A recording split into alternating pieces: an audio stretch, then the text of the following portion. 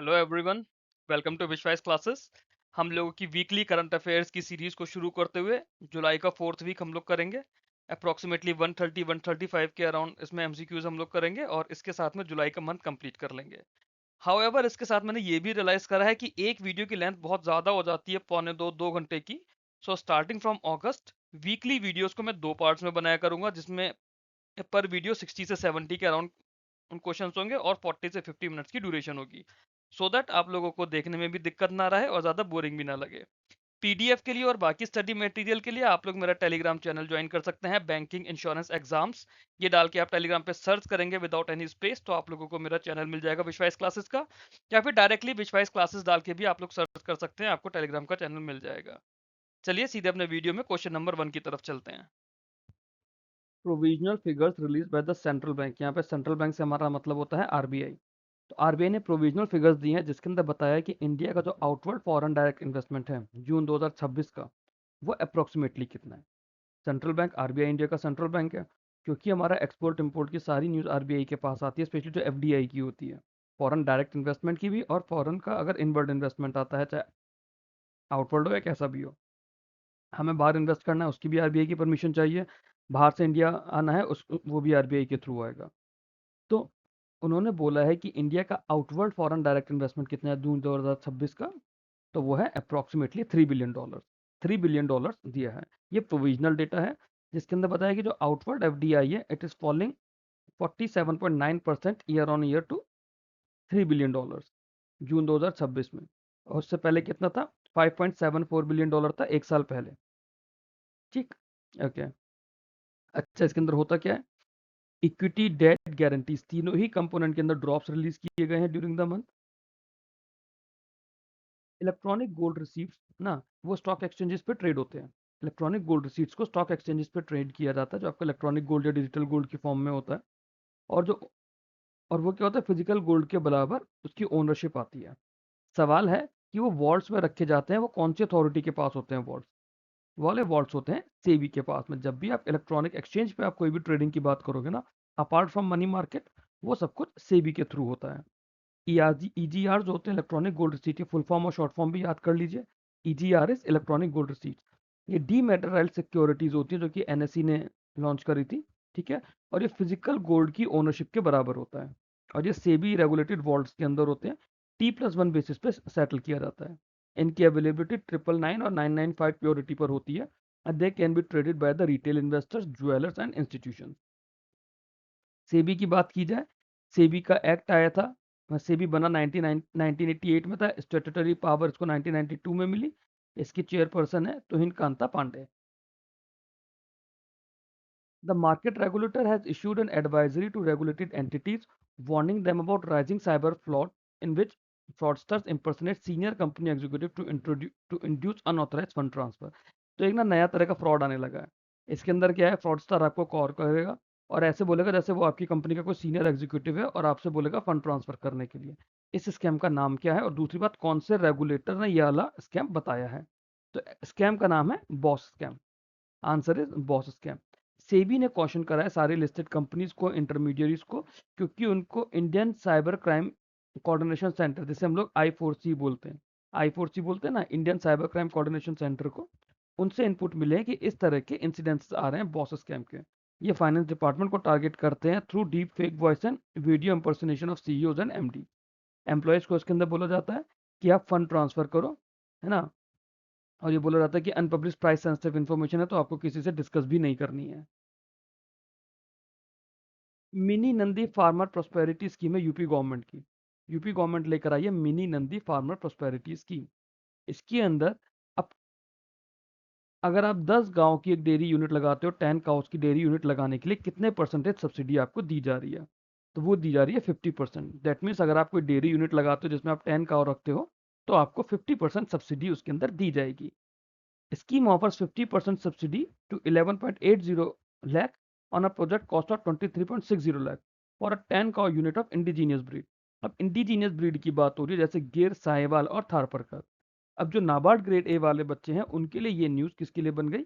Animal husbandry के लिए बन गई। जो यूपी कोऑपरेटिव बैंक लिमिटेड वाले बच्चे हैं, या फिर यूपी आरओ एआरओ बच्चे वाले बच्चे हैं, आपके लिए तो ये डायरेक्टली न्यूज़ ही बन गई है। और इसका जो बैलेंस है, with balance made by 15% beneficiary contribution, 35% bank loan. तो 50% सरकार से आपको मिल जाएगा, ठीक है। 15% बेनिफिशियरी का कंट्रीब्यूशन है, 35% बैंक लोन है। सब्सिडी जो होगी it will be release into two equal installment. ये इसमें डीबीटी होगा after intra and animal verification.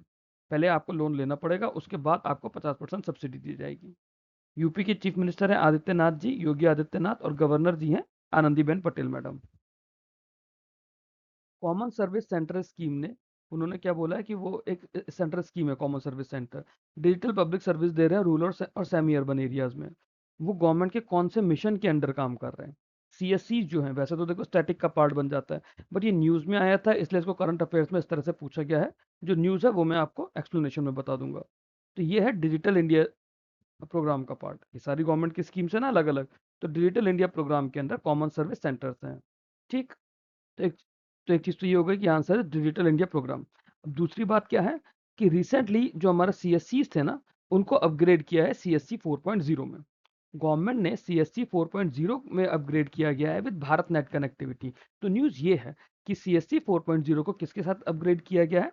Bharat net connectivity के साथ में, so that they can offer more than 500 services, Aadhaar से लेके पैन कार्ड तक, बैंकिंग, इंश्योरेंस, गवर्नमेंट सर्टिफिकेट्स तक। डिजिटल इंडिया अभी भी इसका एक ओवरऑल एक अम्ब्रेला मिशन है for last mile digital connectivity या digital inclusion across the country. But अभी की न्यूज़ क्या थी?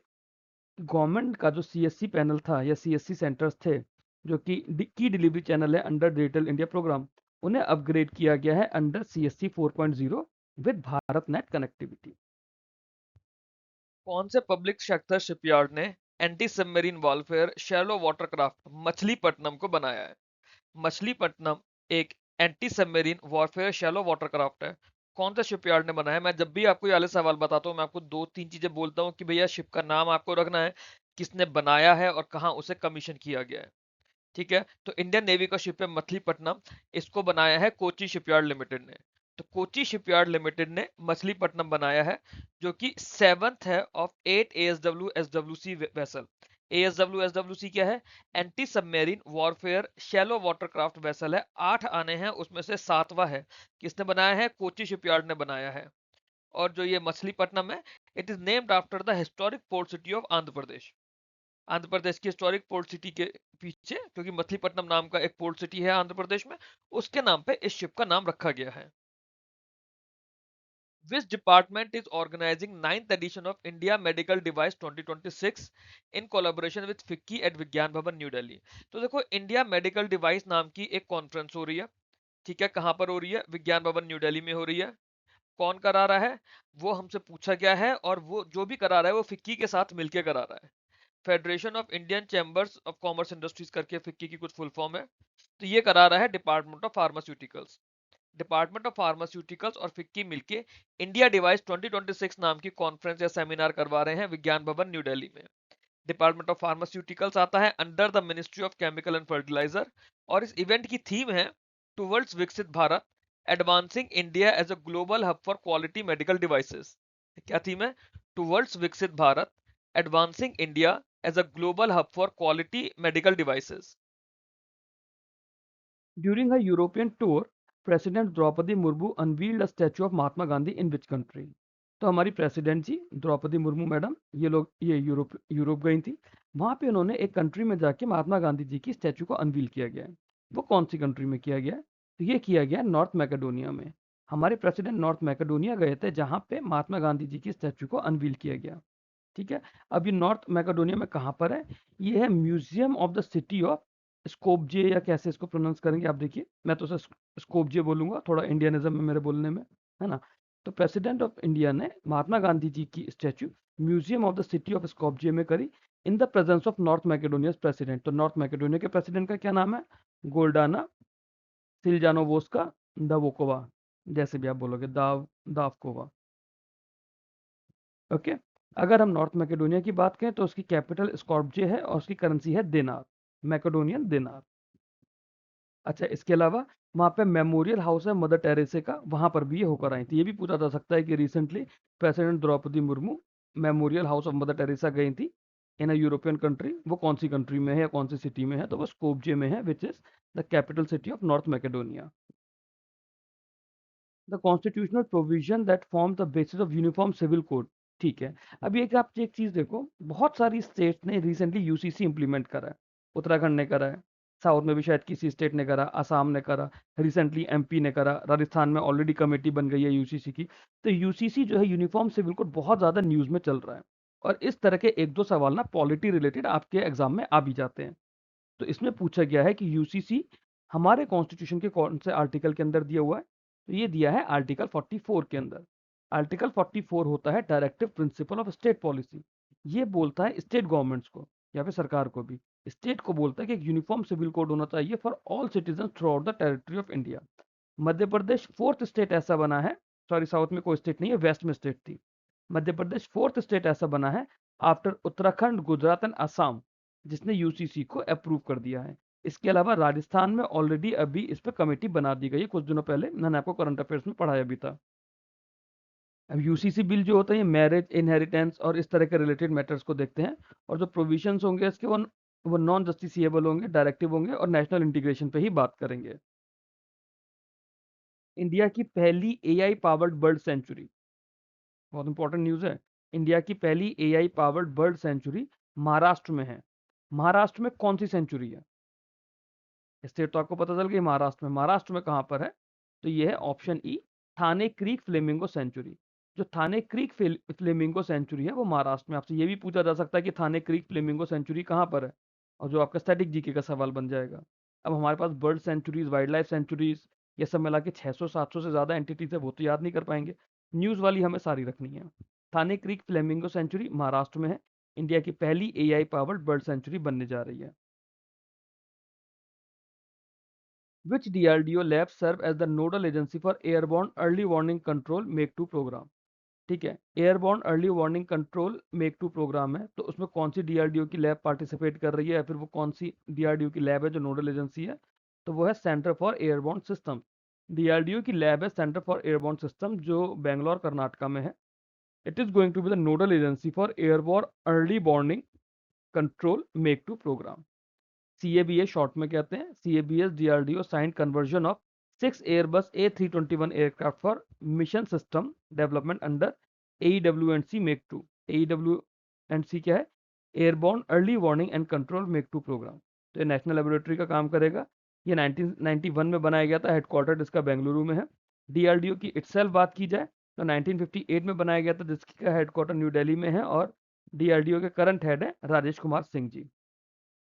10th एडिशन हुआ है इंडिया मोबाइल कांग्रेस 2026 का, जिसको इनॉग्रेट करा है union minister Jyotiraditya M Scindia ji ने। पूछा गया है कि इसकी थीम क्या है। Official theme of 10th edition of India mobile congress, इसकी थीम है scale without boundaries. India mobile congress की थीम क्या है? Scale without boundaries. ये कहां पर हुआ है इवेंट? इवेंट हुआ है यशोभूमि न्यू दिल्ली में, मतलब हुआ नहीं है, होएगा, अक्टूबर में होएगा। यशोभूमि न्यू दिल्ली में ये इवेंट होना है। थीम क्या है? Scale without boundaries. कौन ऑर्गेनाइज करा रहा है? डिपार्टमेंट ऑफ टेलीकम्युनिकेशन और cellular operators association of India. और ये इवेंट 4 पिलर्स पर होगा। 4 पिलर्स क्या क्या है? सृष्टि, सुरक्षा, सक्षत और संवर्धन। सृष्टि, सुरक्षा, सक्षत और संवर्धन, ये 4 पिलर्स हैं। इन चारों पिलर्स की थीम है, बेसिकली थीम है स्केल विदाउट बाउंड्रीज। और ये 4 पिलर्स पे फोकस रहेगा इंडिया मोबाइल कांग्रेस का, जो कि न्यू दिल्ली में होगा, और उसका 10th एडिशन है। इनॉग्रेट कौन कर रहा है? यूनियन मिनिस्टर ज्योतिरादित्य सिंधिया जी, मतलब इन्होंने अनवील किया, इन्होंने बताया है कि ये होएगा। यंतूर 4.5 KN टर्बोफैन इंजन ये बनाया गया है। ठीक है, एक प्राइवेट इंडियन स्टार्टअप ने बनाया है यंतूर 4.5 किलो न्यूटन टर्बोफैन इंजन। तो ये कौन से ऑटोनोमस प्लेटफॉर्म को यूज करके बनाया गया है? यह बनाया गया है स्वायत्त L1 को यूज करके। ठीक है, कंपनी है पनीनियन इंडिया। पनीनियन इंडिया एक कंपनी है जो कि यंतूर इंजन बना रहे हैं, इंडिया का पहला प्राइवेटली डिजाइन टर्बोफैन। क्लियर? और ये क्या कर रहे हैं? ये स्वायत्त L1 long range autonomous cruise missile के लिए बन रहा है, जो कि मेक इन इंडिया प्रोग्राम के अंदर है।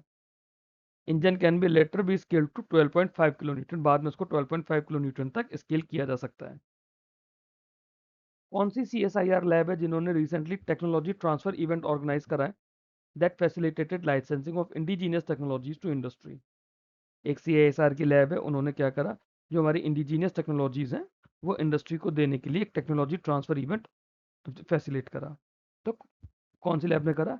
CSIR की CSIO, central scientific instruments organisation, ये चंडीगढ़ में है। CSIO चंडीगढ़ ने एक इवेंट ऑर्गेनाइज करा जहाँ पे 4 टेक्नोलॉजीज और एक IoT based rural water monitoring system इन्हें कॉमर्शियली लॉन्च करने के लिए इंडस्ट्रीज को दे दिया। रिसर्चर्स एट IASST गुवाहाटी, उन्होंने पहले टाइम बोरोफिन का यूज दिखाया है। बोरोफिन क्या है? हाई परफॉर्मेंस लुब्रिकेंट एडिटिव है वेजिटेबल ऑयल में। हाई परफॉर्मेंस लुब्रिकेटिव एडिटिव जो कि वेजिटेबल ऑयल के अंदर मिलता है, बोरोफिन, IASST गुवाहाटी ने दिखाया है। तो ये कौन से वेजिटेबल ऑयल के अंदर है? बोरोफिन किस में होता है? कैस्टर ऑयल में। बोरोफिन कैस्टर ऑयल में होता है। Adding only 0.1% weight borophene to castor oil, उससे क्या होगा? फ्रिक्शन जो है अबाउट 42% कम हो जाएगा। स्टैब्लिशिंग द 2 डायमेंशनल नैनोमीटर, बाकी डिटेल हमारे इतने काम की नहीं है, बट ये जरूरी है कि किसके अंदर था? कैस्टर ऑयल के अंदर था। 0.1 वेट परसेंट डाला गया था। इंस्पायर मनक, इंस्पायर मनक कंपोनेंट है DST का, है ना। ये साइंटिफिक क्रिएटिविटी टारगेट कर रहा है स्टूडेंट्स की। कौन सी क्लास के बच्चों की साइंटिफिक क्रिएटिविटी को टारगेट कर रहा है इंस्पायर मनक? तो इंस्पायर मनक कर रहा है क्लास 6 से 12 तक के बच्चों के लिए। इंस्पायर मनक कंपोनेंट DST का किन के लिए है? क्लास 6 से 12 तक के बच्चों के लिए है, जो कि उनकी साइंटिफिक क्रिएटिविटी को टारगेट करेगा। इंस्पायर मनक encourages original ideas and innovation among school students, class 6 से लेके 8 तक के। और ये जो इंस्पायर प्रोग्राम है ना, उसके 4 पिलर्स में से एक है। पिछले 5 सालों की अगर बात करें तो more than 3.75 lakh students and researchers को अलग अलग कंपोनेंट्स के थ्रू इंस्पायर प्रोग्राम में सफलता मिली है या फिर उन्हें सपोर्ट दिया गया है। सीनियर सिटीजन री एम्प्लॉयमेंट इनिशिएटिव है। इसके अंदर क्या है? उन्हें जॉब, जो हमारे एल्डरलीज हैं जो कि जॉब चाहते हैं ना, जॉब अपॉर्चुनिटीज मिलेंगी। ये कौन से गवर्नमेंट प्लेटफॉर्म के अंदर उन्हें जॉब फैसिलिटेशन किया जा रहा है? सीनियर सिटीजन री एम्प्लॉयमेंट इनिशिएटिव, सीनियर सिटीजन के लिए है। तो ये किसमें किया जा रहा है? नेशनल करियर सर्विस पोर्टल में। नेशनल करियर सर्विस पोर्टल के थ्रू जो सीनियर सिटीजन हैं वो भी जॉब अपॉर्चुनिटीज अपने लिए देख सकते हैं। ठीक है, और सीनियर सिटीजन एनरोलमेंट काफी ज्यादा हुए हैं। न्यूज AIT की NCS पोर्टल के थ्रू सीनियर सिटीजन एनरोलमेंट काफी ज्यादा ग्रो हुआ है। That shows addressing the projected rise in India's elderly population। अब इसमें जगह जगह स्टेट में मॉडल कैरियर सेंटर्स बने हैं प्रोग्राम के इम्प्लीमेंटेशन के लिए। और प्लेटफॉर्म का एम क्या है? नेशनल कैरियर सर्विस पोर्टल का एम क्या है? To promote active ageing and livelihood security for experience professional.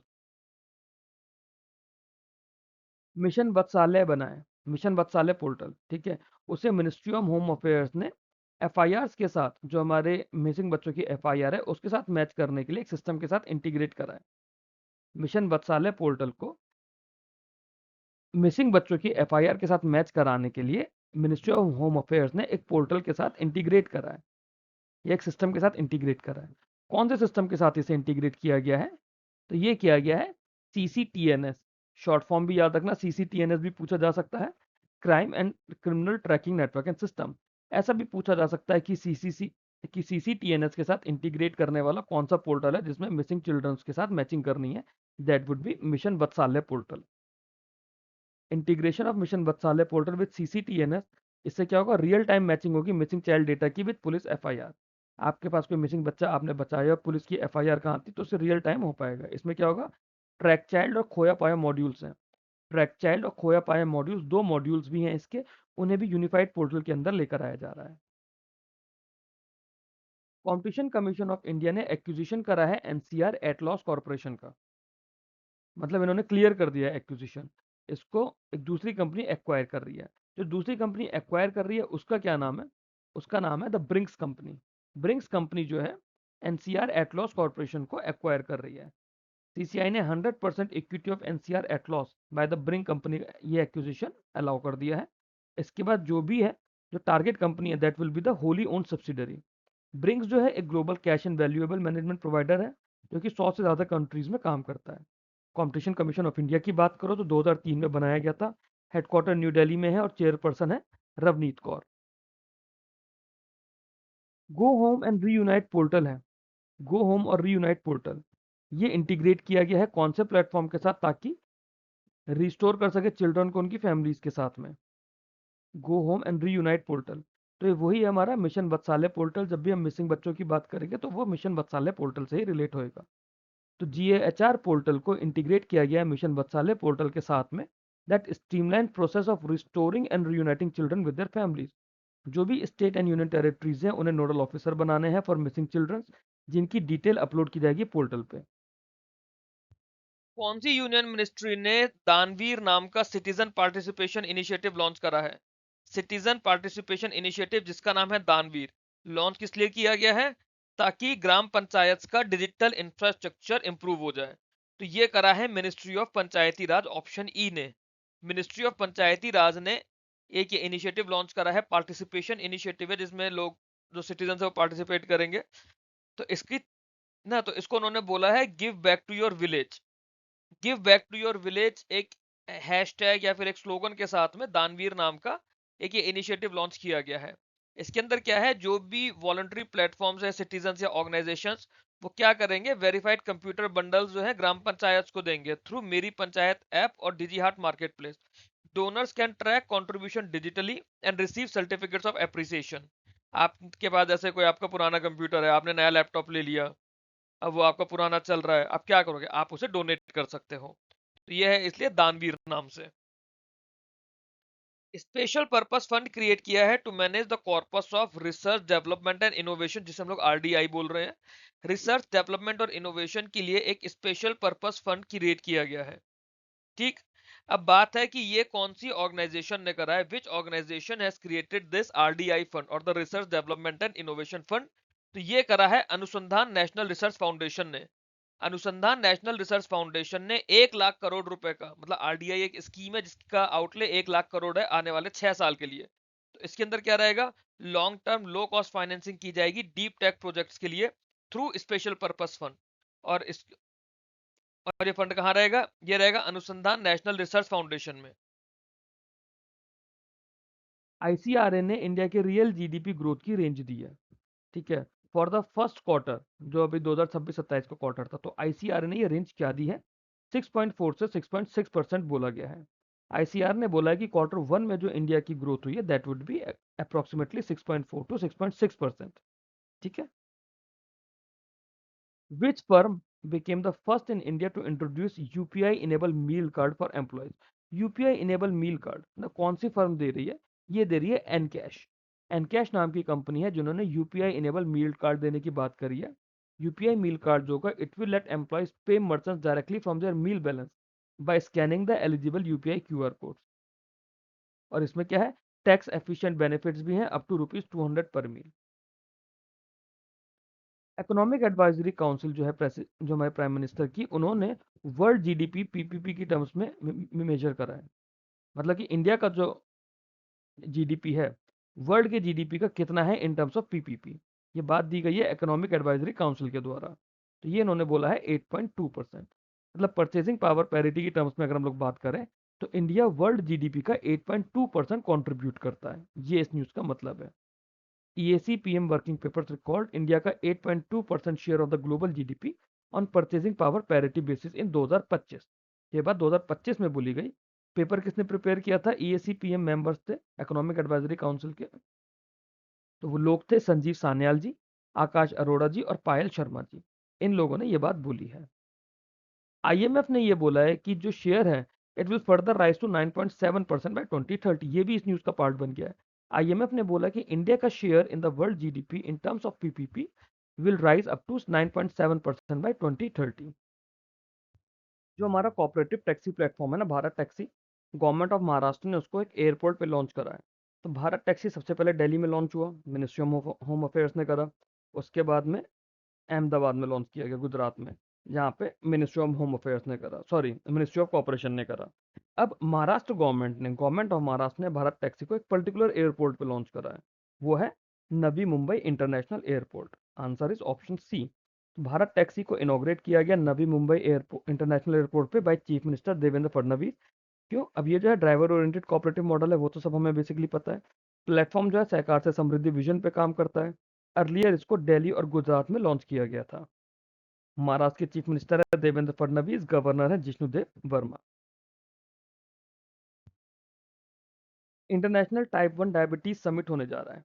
International type 1 diabetes summit, ठीक है, कौन सी सिटी में होगा? इंडिया में होगा इंटरनेशनल टाइप 1 डायबिटीज समिट, और ये होगा जोधपुर में। Jodhpur will host the India type 1 diabetes summit, ठीक है। और ये कौन कौन करा रहा है? The summit organise by friends of Mewar, breakthrough T1D and Williams J Clinton Foundation. Friends of Mewar, breakthrough T1D और विलियम्स जे क्लिंटन फाउंडेशन मिलकर, तो ये भी पता होना चाहिए ना कि कौन करा रहा है, ठीक है।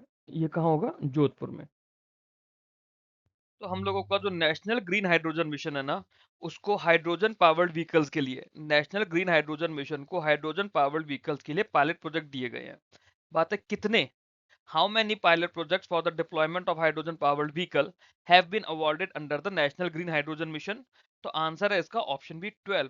12 पायलट 12 पायलट प्रोजेक्ट दिए गए हैं, that will cover 70 hydrogen powered vehicle, 17 hydrogen powered vehicle, जिसके अंदर 27 बसेस हैं, 43 ट्रक्स हैं, 27 बसेस, 43 ट्रक्स, और उसके अलावा 16 hydrogen refuelling station across 21 routes. तो पूरा जो है हमारा नेशनल ग्रीन हाइड्रोजन मिशन, उसमें 12 पायलट प्रोजेक्ट दिए गए हैं, जो कि 17 हाइड्रोजन पावर्ड व्हीकल्स की बात कर रहे हैं, 27 बसेस होंगी, 43 ट्रक्स होंगे, और उसके लिए 16 हाइड्रोजन रिफ्यूलिंग स्टेशन लगेंगे across 21 routes. Total financial outlay इसका बताया गया है 410.77 करोड़। इसके अंदर जो फ्यूल सेल इलेक्ट्रिक व्हीकल्स है और hydrogen internal combustion engine vehicles है, दोनों ही चलेंगे। What was the winning games record timing of Dilip Mahadu Gavit in the men's 100-meter T47 event at Commonwealth Games 2026? तो मेंस के 100 मीटर T47 इवेंट में, जो कि कॉमनवेल्थ गेम्स 2026 का एक इवेंट था, तो उसमें जीते हैं दिलीप महादू गवित। इनका टाइमिंग रिकॉर्ड कितना था? तो देखो, सबसे पहले तो उनका नाम ही जरूरी है कि नाम क्या है, दिलीप महादू गवित, जो जीते हैं कौन सी 100 मीटर T47। तो इनका रिकॉर्ड बना 10.71 सेकंड्स में। दिलीप महादुगावित का 10.71 सेकंड्स का है, इन्होंने गोल्ड जीता है। और इसके अलावा इंडिया के हैं मोहम्मद बसिल मोरसिंगा नकथ। हाँ, ठीक है, मोहम्मद बसिल मोरसिंगा नकथ, इन्होंने सिल्वर जीता है 10.83 सेकंड का। तो गोल्ड और सिल्वर दोनों ही इसमें T47 इवेंट में, 100 मीटर T47 इवेंट में गोल्ड और सिल्वर दोनों इंडिया को मिले हैं। और इंग्लैंड के केविन सांतोस थे जिन्होंने ब्रोंज जीता है। इंग्लैंड के केविन सांतोस ने ब्रोंज जीता है। ये दोनों इंडिया के पैरा एथलीट्स हैं। Which state become the first in India to execute an exploration license for the rare earth elements? कौन सी ऐसी पहली स्टेट हो गई है? राजस्थान हो गई है। राजस्थान ने लाइसेंस मिल गया है उससे to explore rare earth elements. ठीक है, 207.63 किलोमीटर का एरिया होगा नवातला देवीगढ़ रीजन का, जो कि जोधपुर डिस्ट्रिक्ट के अंडर आता है। वहां पे रेयर अर्थ एलिमेंट्स को ढूंढा जाएगा। राजस्थान के चीफ मिनिस्टर है Bhajan Lal Sharma. President of Zanzibar, president of Zanzibar है Hussain Ali Mwinyi. President of Zanzibar है हुसैन अली मुईनी। ये इंडिया आए थे। इंडिया इनको किसी ने बुलाया था। सवाल है कि इंडिया के कौन से डिग्निटरी ने इन्हें बुलाया था? तो इन्हें बुलाया था हमारे vice president CP Radhakrishnan ji ने। Answer is option C, vice president CP Radhakrishnan ji. इन्होंने प्रेसिडेंट ऑफ जंजाबिर को बुलाया था। प्रेसिडेंट हुसैन अली मुईनी, और जो वहाँ की फर्स्ट लेडी मरियम म्यूनी के साथ आए थे, एक ऑफिशियल विजिट पर आए थे, so that blue economy, tourism, health care, education पर हम लोग और ज़्यादा अच्छे से काम कर पाए मिलजुल कर। और ये जो प्रेसिडेंट ऑफ जंजाबिर है ना, जंजाबिर से हम सॉरी जंजीबर, जंजीबर से हमारा मतलब होता है तंजानिया। तो तंजानिया के हैं जो ये इंडिया तंजानिया का स्ट्रेटेजिक पार्टनरशिप को रीअफर्म करने के लिए। तंजानिया की कैपिटल है डोडोमा और करेंसी है shilling. President of Zanzibar is basically the president of Tanzania. Tanzania की capital is Dodoma and currency is shilling. RBI ने बोला है जो भी सिक्योरिटाइजेशन नोट्स हैं वो कौन सी फॉर्म में रखे जाएंगे, वो डीमेटेरियलाइज या फिर डीमेट फॉर्म में रखे जाएंगे। जो भी सिक्योरिटीज आप लेते हैं वो सारे आपको डीमेट फॉर्म में रखे जाएंगे। ड्राफ्ट अमेंडमेंट्स आए थे, इन्होंने बोला है कि securitisation notes to be issued, held और transferred, it has to be exclusively to be in dematerialised form so that transparency रहे, लिक्विडिटी रहे, while retaining ₹1 crore minimum investment size. तो मिनिमम इन्वेस्टमेंट साइज भी इसके अंदर बोला है सिक्योरिटाइजेशन नोट्स के लिए, ₹1 करोड़ का मिनिमम इन्वेस्टमेंट साइज होना चाहिए। आरबीआई ने रिसेंटली बोला है कि फील्ड ट्रायल्स करेंगे 10 और ₹20 के पॉलीमर नोट्स के लिए। तो हमें 5 स्टेटमेंट्स दी हुई है, हमें बताना है कि कौन सी इनकरेक्ट है। ठीक है, पहली statement, field trial will be conducted for ₹10 and ₹20 polymer bank notes. Government has decided to completely replace all paper currency notes with polymer bank notes. देखो, इसमें कंप्लीटली वाली बात होगी ना, जब आप कुछ फोर्सफुल कर देते हो तो आमतौर पे वो चीजें नेगेटिव ही होती है। Polymer bank notes are printed on a polymer substrate instead of paper. RBI will conduct field trial under different climatic and usage conditions. India first proposed polymer banknotes in 2012। तो इसके अंदर जो ऑप्शन बी है, मैंने आप लोगों को बोला भी था ध्यान देने के लिए ना कि कंप्लीटली रिप्लेस वाली बात आ गई है, ऑप्शन बी इसका गलत है, बाकी चारों चीजें सही हैं। मतलब 10 और 20 रुपए के पॉलीमर बैंक नोट्स होंगे जो कि आरबीआई डिफरेंट क्लाइमेटिक और यूसेज कंडीशंस में ट्राई करेगा, उसके फील्ड ट्रायल होंगे। पॉलीमर सबस्ट्रेट पर ये नोट्स प्रिंटेड होंगे इंस्टेड ऑफ अ पेपर। और पहले जब कॉन्सेप्ट आ रहा था तब 2012 में आ रहा था, फिर वो स्क्रैप हो गया था। गवर्नमेंट ने क्लैरिफाई करा है कि कोई भी जो मतलब एग्जिस्टिंग पेपर नोट्स है वो रिप्लेस नहीं कर रहे हैं, वो सिर्फ इसके साथ में सर्कुलेट रहेंगे। और after successful field trial of 100 crore pieces each, ठीक है, तो ये भी बात है कि कितने करोड़ पीसीस जा रहे हैं, मतलब 100 करोड़ 10 के नोट और 100 करोड़ 20 के नोट। 100 करोड़ पीसीस ईच, तो 100 करोड़ 10 के नोट और 20 करोड़, सॉरी 100 करोड़ 20 के नोट, ये अमाउंट है जो कि फील्ड ट्रायल में यूज किया जाएगा। पारस सेमीकंडक्टर्स प्राइवेट लिमिटेड है जो कि green field advance IC packaging और ओसेट फैसिलिटी लगा रहे हैं। पारस सेमीकंडक्टर्स प्राइवेट लिमिटेड एक green field advance IC packaging और ओसेट फैसिलिटी लगा रहे हैं। ये कितने रुपए का इन्वेस्टमेंट है? ये है 6200 करोड़ रुपए का। 6200 करोड़ रुपए का इन्वेस्टमेंट आएगा। कहाँ लगाया जा रहा है? ये लगाया जा रहा है मध्य प्रदेश में। एमओयू साइन हुआ इनका मध्य प्रदेश गवर्नमेंट का थ्रू एमपीएससीडीसी, है ना, टू। और ये कहाँ लगाया जाएगा? जो इंदौर उज्जैन रीजन है ना, वहां लगाया जाएगा, सो दैट 3 हेट्रोजेनियस इंटीग्रेशन को, हाइब्रिड बॉन्डिंग को, चिपलेट इंटीग्रेशन को और एडवांस टेस्टिंग को वहां पे लगाया जा सके। इंडिया ने अपना double taxation avoidance agreement Sri Lanka के साथ में करा है। ठीक है, और ये कौन सा internationally recognise anti abuse provision है? डबल टैक्सेशन अवॉइडेंस एग्रीमेंट जो इंडिया और श्रीलंका का है, ये एक internationally recognise anti abuse provision का पार्ट है, या वो इसका पार्ट है। तो वो कौन सा है? जो internationally recognise anti abuse provision है, वो है principal purpose test. Principal purpose test, ये जो प्रोटोकॉल होता है ना, ये ओईसीडी का बीईपीएस प्रिंसिपल पर्पस टेस्ट था जो कि 19 जून 2026 को आया। And it will apply in India to income derived from 1 April 2027। जो ये प्रोविजन होगा, this provision allows denial of treaty benefits जब one of the main purpose of agreement is to obtain undue tax advantage. तो इससे क्या होगा? Undue tax advantage नहीं लिया जा पाएगा। किसके थ्रू? इंडिया श्रीलंका का जो डबल टैक्सेशन अवॉइडेंस एग्रीमेंट है। तो आप सीधे सोचो ना, 2 बार टैक्स नहीं लगेगा। एग्रीमेंट का नाम ही है ये, डबल टैक्सेशन अवॉइडेंस। 2 बार टैक्स लगने से बचा लिया जाएगा। एलआईसी ऑफ इंडिया के नए चीफ फाइनेंशियल ऑफिसर कौन बने हैं? तो एलआईसी ऑफ इंडिया के नए चीफ फाइनेंशियल ऑफिसर बने हैं शतमन्यु श्रीवास्तव। शतमन्यु श्रीवास्तव को एलआईसी के बोर्ड ने नया चीफ फाइनेंशियल ऑफिसर अपॉइंट करा गया है। और एलआईसी का हेडक्वार्टर कहां पर है?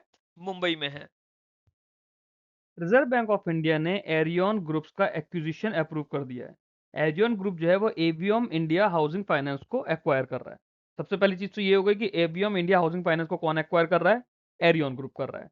अब ये जो एक्विजिशन हो रहा है, ये कितने पैसे में हो रहा है जिसको आरबीआई का अप्रूवल मिला है? तो ये हो रहा है ऑप्शन ए, 936 करोड़ रुपीज का।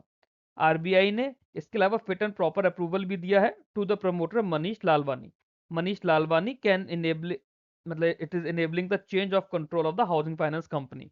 तो तो अब ये जो एवीएम इंडिया हाउसिंग फाइनेंस का जो अप्रूवल के बाद जो नया हेड बन रहा है, that is Manish Lalwani. Okay. Bhashini Rajyam state engagement workshop organise करी गई है। भाषिनी हमारा एआई इनिशिएटिव है जो कि मल्टीपल इंडिया की वॉइसेस में बात करता है, मल्टीपल लैंग्वेजेस में। तो भाषिनी राज्यम नाम का एक स्टेट एंगेजमेंट वर्कशॉप हुई है। वर्कशॉप कराई गोवा ने, तो ये हुई है इसलिए ऑप्शन ई पणजी में। Answer is option E Panaji. Workshop को जॉइंटली ऑर्गेनाइज कराया है डिजिटल इंडिया भाषिनी डिवीजन और गवर्नमेंट ऑफ गोवा ने। ठीक है, सो दैट इसका स्पेशल फोकस रहेगा जो कोंकणी लैंग्वेज है गोवा की, उसको और ज्यादा स्ट्रेंथन करने में। इसके अलावा इसी से रिलेटेड एक न्यूज और है, एक है शब्द उद्यन। शब्द उद्यन क्या है? शब्द Udayan form the part of national hub for language technology. ठीक है, और ये इंडिया की एक लैंग्वेज टेक्नोलॉजी बनाने की बात कर रहा है अंडर द भाषिनी प्रोग्राम। तो ये जब भाषिनी राज्यम वर्कशॉप हुई गोवा में, वहां पर शब्द उद्यान का जिक्र हुआ। It forms the part of the National Hub for Language Technology and supports the development of India's language technology ecosystem under the Bhashini program. ठीक है? माइक्रोसॉफ्ट इंडिया ने उन्नति एआई 2.0 लॉन्च किया है। कौन से इंस्टीट्यूट के साथ मिलकर Microsoft India has launch Unnati AI 2.0? तो the name of the institution is foundation for innovation and technology transfer, जिसे हम लोग FITT बोलते हैं। It is the institute under IIT Delhi. IIT Delhi के FITT which is foundation for innovation and technology transfer के साथ मिलकर उन्नति एआई 2.0 लॉन्च किया है माइक्रोसॉफ्ट इंडिया ने। Answer is option B, IIT Delhi FITT। ठीक है। उन्नति AI 2.0 इसका एम क्या है? AI एक्सेस को डेमोक्रेटाइज करना, टीयर 2 टीयर 3 सिटीज के स्किल टैलेंट को देखना और स्टार्टअप्स को सपोर्ट करना through mentorship, real world pilots in health care, education, agriculture and sustainability. अब ये क्योंकि उन्नति AI 2.0 है तो इसका जो फर्स्ट वर्जन होगा उन्नति AI 1, वो अप्रैल 2025 में लॉन्च हुआ था। FITT क्या है? ये टेक्नोलॉजी ट्रांसफर आर्म है IIT दिल्ली का। Which institution has been granted awarding body AB dual recognition by the National Council for Vocational Education and Training? कौन से इंस्टीट्यूशन को awarding body AB dual recognition मिला है by national council for vocational education and training? तो ये मिला है NIRD को। NIRD PR है। NIRD PR national institute of rural development and Panchayati Raj. Option number सी।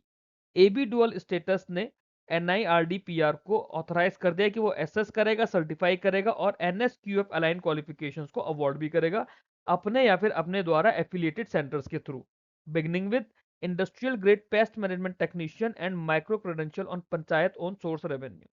ठीक है। पंचायत के खुद के सोर्स रेवेन्यू के through industrial general pest management technician और micro credential on panchayat own source revenue. Recognition से क्या होगा? जो हमारी रूरल स्किलिंग है वो स्ट्रेंथन होगी, एंटरप्रेन्योरशिप डेवलप होगी under the ministry of rural development. और एज ऑफ जुलाई 2026 NCVET जो है, NCVET क्या है? National council for vocational education and training, उन्होंने 107 डुअल अवार्डिंग बॉडीज हैं उनके पास across India. Reserve bank of India ने commercial bank governance amendment directions launch करे हैं 2026 के। Commercial banks governance amendment direction 2026 के वो किस डेट से they are schedule to take effect? वो है 1 अक्टूबर 2026 से। these directions जो होंगे they will shift commercial bank board oversight from a perspective to a principle based framework. जो कॉमर्शियल बैंक के बोर्ड का ओवरसाइट है वो पर्सपेक्टिव से हटा के प्रिंसिपल बेस करना है, सो दैट जो बोर्ड्स हैं board members can concentrate on strategy, risk and financial resilience. Routine operation issues जो होंगे they will B delegated while the chairperson retains the responsibility for the board agenda. Who secured India's first medal at Commonwealth Games 2026 even before the opening ceremony in Glasgow? बहुत important है। Glasgow में opening ceremony भी नहीं हुई फिर भी India का पहला मेडल सिक्योर हो गया। ये किसने करा? लोवलिना बोर्गोहाइन ने। लोवलिना बोर्गोहाइन ने ये सिक्योर करा। इन्हें डायरेक्ट एंट्री मिली है into the semifinals of the women 75 kg boxing event. Direct entry मिली है सीधे सेमीफाइनल्स में। क्यों? Because only 5 boxers remain in the category, automatic guaranteeing है medal under Commonwealth Games rule. तो इनका पहला कॉमनवेल्थ गेम्स मेडल होगा after reaching quarter finals in 2018 and 2022। Glasgow Scotland में है। ठीक है। And is the capital of United Kingdom is London and the currency is pound sterling. Who became the youngest batter to score half century in T20 cricket? Youngest batter कौन है? वो है Vaibhav Suryavanshi. Vaibhav Suryavanshi became the youngest batter 15 years और 118 दिन की as में उन्होंने 19 ball 50 बनाई है against Zimbabwe in Harare and he became the youngest player ever to achieve the feat in international cricket and the youngest form in मतलब youngest from an ICC full member nation। Previous record किसके पास था? Gibraltar के Louis Bruce थे जिनके पास ये previous record था। Zimbabwe के against खेले हैं। जिम्बाब्वे की capital is Harare and currency is Zimbabwe gold, जिसे ZIG बोलते हैं शॉर्ट में। इंडिजीनियस कुशा सिस्टम है। ठीक है। कुशा सिस्टम को सक्सेसफुली फ्लाइट टेस्ट करा है DRDO ने। DRDO ने कुशा सिस्टम को सक्सेसफुली फ्लाइट टेस्ट करा है। ये कौन सी टेक्टिकल मिसाइल कैटेगरी का है कुशा सिस्टम? तो कुशा सिस्टम है हमारा long range surface to air missile LRSAM का सिस्टम। कुशा रेंज या Kusha system belongs to long range surface to air missile. Okay. FIDE के इंटरिम प्रेसिडेंट बने हैं Vishwanathan Anand. Vishwanathan Anand was one of the most decorated chess player of India. He became the interim president of FIDE. But ये chart संभालने से पहले ये क्या थे FIDE में? अगस्त 2022 में इन्होंने FIDE ज्वाइन करा था एज डेप्यूटी प्रेसिडेंट। FIDE के डेप्यूटी प्रेसिडेंट थे और अब इन्होंने इंटरिम प्रेसिडेंट भी बन गए हैं। Vishwanath Anand took over interim president after Arkady Dvorkovich was placed under EU sanctions and will continue in the role for the duration of those restrictive measures. Five-time world champion है and he has been instrumental in popularizing chess even globally. FIDE की बात करें तो FIDE हमारा international chess federation है जिसका headquarter है Lausanne Switzerland में। मेरे हेडक्वार्टर्स वाले वीडियो में मैंने इसको ऑलरेडी कराया हुआ है आप लोगों को। यूनियन कैबिनेट ने भव्य रसायन स्कीम को अप्रूव करा। यूनियन कैबिनेट ने भव्य रसायन स्कीम को अप्रूव करा है जिसे अनाउंस किया गया 2026-27 के बजट में। भव्य की फुल फॉर्म बतानी है क्या है, तो भव्य की फुल फॉर्म है भारत औद्योगिक विकास योजना रसायन। भारत औद्योगिक विकास योजना रसायन scheme has a total outlay of 3030 crore rupees. ठीक है, इसमें 3 डेडिकेटेड केमिकल पार्क्स बनाए जाएंगे with plug and play infrastructure over the 5 years. अगले 5 सालों में 2026-27 से 2030-31 तक 3 डेडिकेटेड केमिकल पार्क्स बनाने हैं with plug and play infrastructure जिसके लिए टोटल आउटले किया गया है 3030 करोड़ रुपए। और हर पार्क के लिए मिनिमम रिक्वायरमेंट है 2000 एकड़ of contiguous land. It will receive up to 1000 crore of central grant subjected to state contribution. Up to 1000 crore है कि स्टेट कितना पैसा दे रही है उसके हिसाब से। It aims to integrate India chemical sector into global value chain. Aim क्या है? हमारे केमिकल सेक्टर को ग्लोबल वैल्यू चेन के साथ इंटीग्रेट करना है। इंडिया का सर्विसेज एक्सपोर्ट 2025-26 का कितना हो गया according to the ministry of commerce and industry? ध्यान दीजिएगा, पूरे फाइनेंशियल ईयर 2025-26 की बात कर रहे हैं। तो the answer is $421.3 billion. Option D, $421.3 billion is the India service exports in financial year 25-26 according to ministry of commerce and industries. Service exports हमारा इतना हो गया है, जिसमें कंप्यूटर एंड आईटी सर्विसेज का पार्ट है $206.6 billion.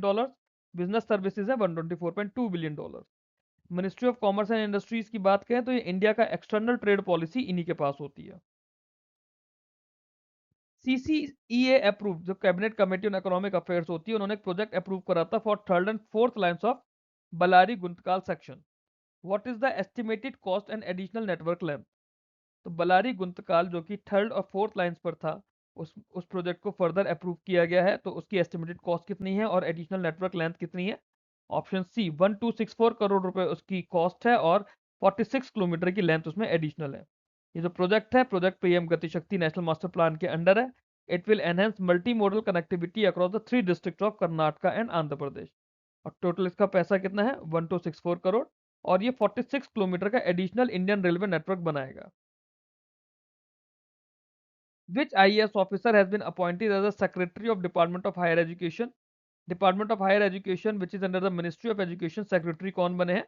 Naresh Pal Gangwar. Naresh Pal Gangwar has became the Secretary of Department of Higher Education under Ministry of Education.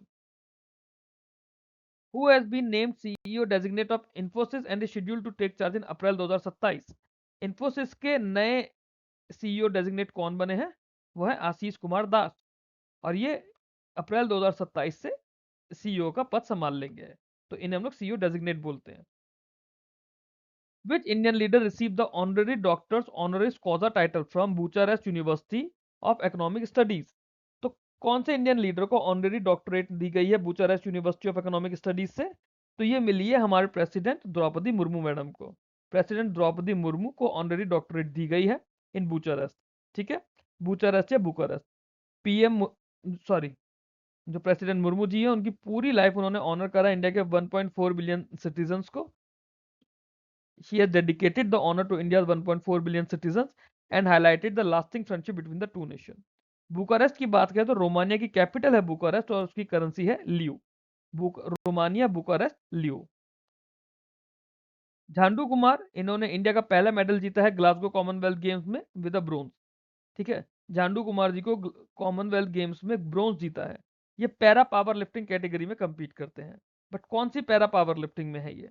तो ये है men's heavyweight para powerlifting. Men's heavyweight men's heavyweight para powerlifting में झांडू कुमार जी ने gold जीता है। Sorry, पहला medal जीता है इंडिया का ब्रोंज। सैन्याम जो है उन्होंने सिक्योर करा इंडिया का opening medal at the ISSF world cup इन हांगजो। हांगजो में आईएसएसएफ का वर्ल्ड कप चल रहा है जिसमें सैनियान ने इंडिया का पहला ओपनिंग मेडल जीता है। अब ये जो मेडल है और इवेंट कॉम्बिनेशन जिसके अंदर उन्होंने पार्टिसिपेट करता है वो बताना है। गोल्ड जीता है, ब्रोंज जीता है, सिल्वर जीता है, और अगर जीता है तो कौन से उसमें जीता है। Women 25 metre pistol, women 10 metre air rifle. आपको पर्सन के नाम के साथ साथ उसकी स्पोर्ट कैटेगरी भी याद रखनी है। तो इन्होंने सिल्वर जीता है वुमेन्स 10 मीटर एयर पिस्टल में। सैनियाम ने सिल्वर जीता है in women's 10 metre air pistol. Which IAS officer has been named India's next ambassador to Qatar. India के नए एम्बेसडर कतर के लिए कौन बने हैं? डॉक्टर के श्रीकर रेड्डी। डॉक्टर के श्रीकर रेड्डी जो है इंडिया के नेक्स्ट एम्बेसडर बने हैं कतर के लिए। कतर की कैपिटल है दोहा, करेंसी है कतरी रियाल। सोलर डिफेंस और एरोस्पेस लिमिटेड ने, ठीक है, उन्होंने एक अपना भार्गव वस्त्र बनाया है। सोलर डिफेंस एंड एरोस्पेस ने भार्गव वस्त्र काउंटर स्वॉर्म ड्रोन सिस्टम बनाया है। ये सोलर डिफेंस जो है ये कौन से ग्रुप की सब्सिडरी है? तो ये है Solar Group Economic Explosives Limited की। Answer is option B, Solar Group Economic Explosives Limited की सब्सिडरी है Solar Defence and Aerospace Limited. State of food security and nutrition in the world, SOFI कहते हैं। ये काफी सारी ऑर्गेनाइजेशन ने मिलकर बनाया है। आपको बताना है कौन कौन सी ऑर्गेनाइजेशन ने मिलकर बनाया है। तो इसका आंसर है ऑल, मतलब food and agriculture organisation, IFAD, UNICEF, WFP और डब्ल्यूएफओ। इन पांचों ऑर्गेनाइजेशन ने मिलकर food security and nutrition in the world की एसओएफआई रिपोर्ट पब्लिश करी है। एसओएफआई यूनाइटेड नेशन की फ्लैगशिप रिपोर्ट है जो कि ग्लोबल हंगर, फूड इनसिक्योरिटी और मॉल न्यूट्रिशन पे काम करती है। It is jointly publish by FAO, IFAD, UNICEF, WFP and जेडएचओ। It monitors the progress toward SDG 2 zero hunger. तो एसडीजी 2 क्या है? हमारा जीरो हंगर है। ठीक है, ये भी आपसे पूछा जा सकता है एग्जाम में, सस्टेनेबल डेवलपमेंट गोल 2 कौन सा है? दैट इज जीरो हंगर, जो इस रिपोर्ट के थ्रू उसकी प्रोग्रेस या उसे ट्रैक किया जाता है। Which office under the ministry of textile is organising weaves of India festival? तो पहली चीज तो यही होगी कि वीव्स ऑफ इंडिया फेस्टिवल जो है मिनिस्ट्री ऑफ टेक्सटाइल ऑर्गेनाइज करा रही है। दूसरा, कहाँ ऑर्गेनाइज करा रही है? Central cottage industrial emporium New Delhi में। वीव्स ऑफ इंडिया फेस्टिवल जो है central cottage industrial emporium New Delhi में is being organised by ministry of textile. सवाल में पूछा है मिनिस्ट्री ऑफ टेक्सटाइल का कौन सा ऑफिस इसको करवा रहा है। The answer is office of the development commissioner handloom is organising the event. Festival हमारा 24 जुलाई से 7 अगस्त तक चलेगा और प्रिल्यूड होगा 12 सॉरी और प्रिल्यूड है 12th नेशनल हैंडलूम डे का, जो कि 116 हेरिटेज बीच को दिखाएगा from across the country. Under India 2026 BRICS chairship 16th BRICS health ministers meeting कहां पर हुई है? ब्रिक्स के हेल्थ मिनिस्टर्स की मीटिंग हुई है चंडीगढ़ में। ठीक, 16th BRICS health minister meeting हुई है ये कहाँ? चंडीगढ़ में। Union finance minister Nirmala Sitharaman ji ने इनकम टैक्स डिपार्टमेंट का नया कॉम्प्लेक्स आयकर सिंधु, ठीक है, मुंबई में इनॉग्रेट करा है। अब बात है मुंबई में कहाँ?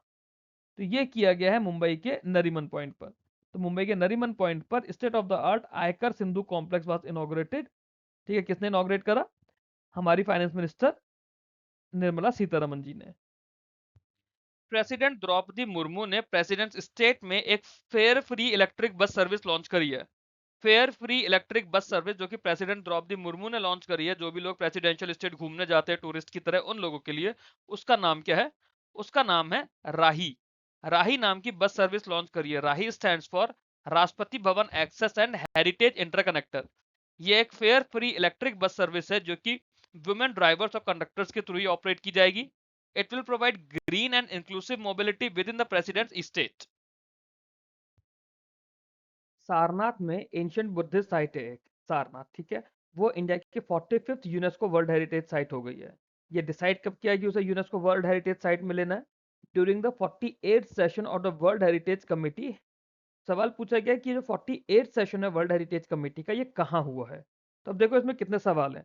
पहला, इंडिया की 45th UNESCO world heritage site क्या बनी है? सारनाथ, ठीक है, बुद्धिस्ट साइट है। दूसरा, इंडिया की कितनी यूनेस्को वर्ल्ड हेरिटेज साइट है? With the latest edition of Sarnath, how many UNESCO World Heritage Sites are there in India? 45th. Third, ये कौन सी मीटिंग में हुआ?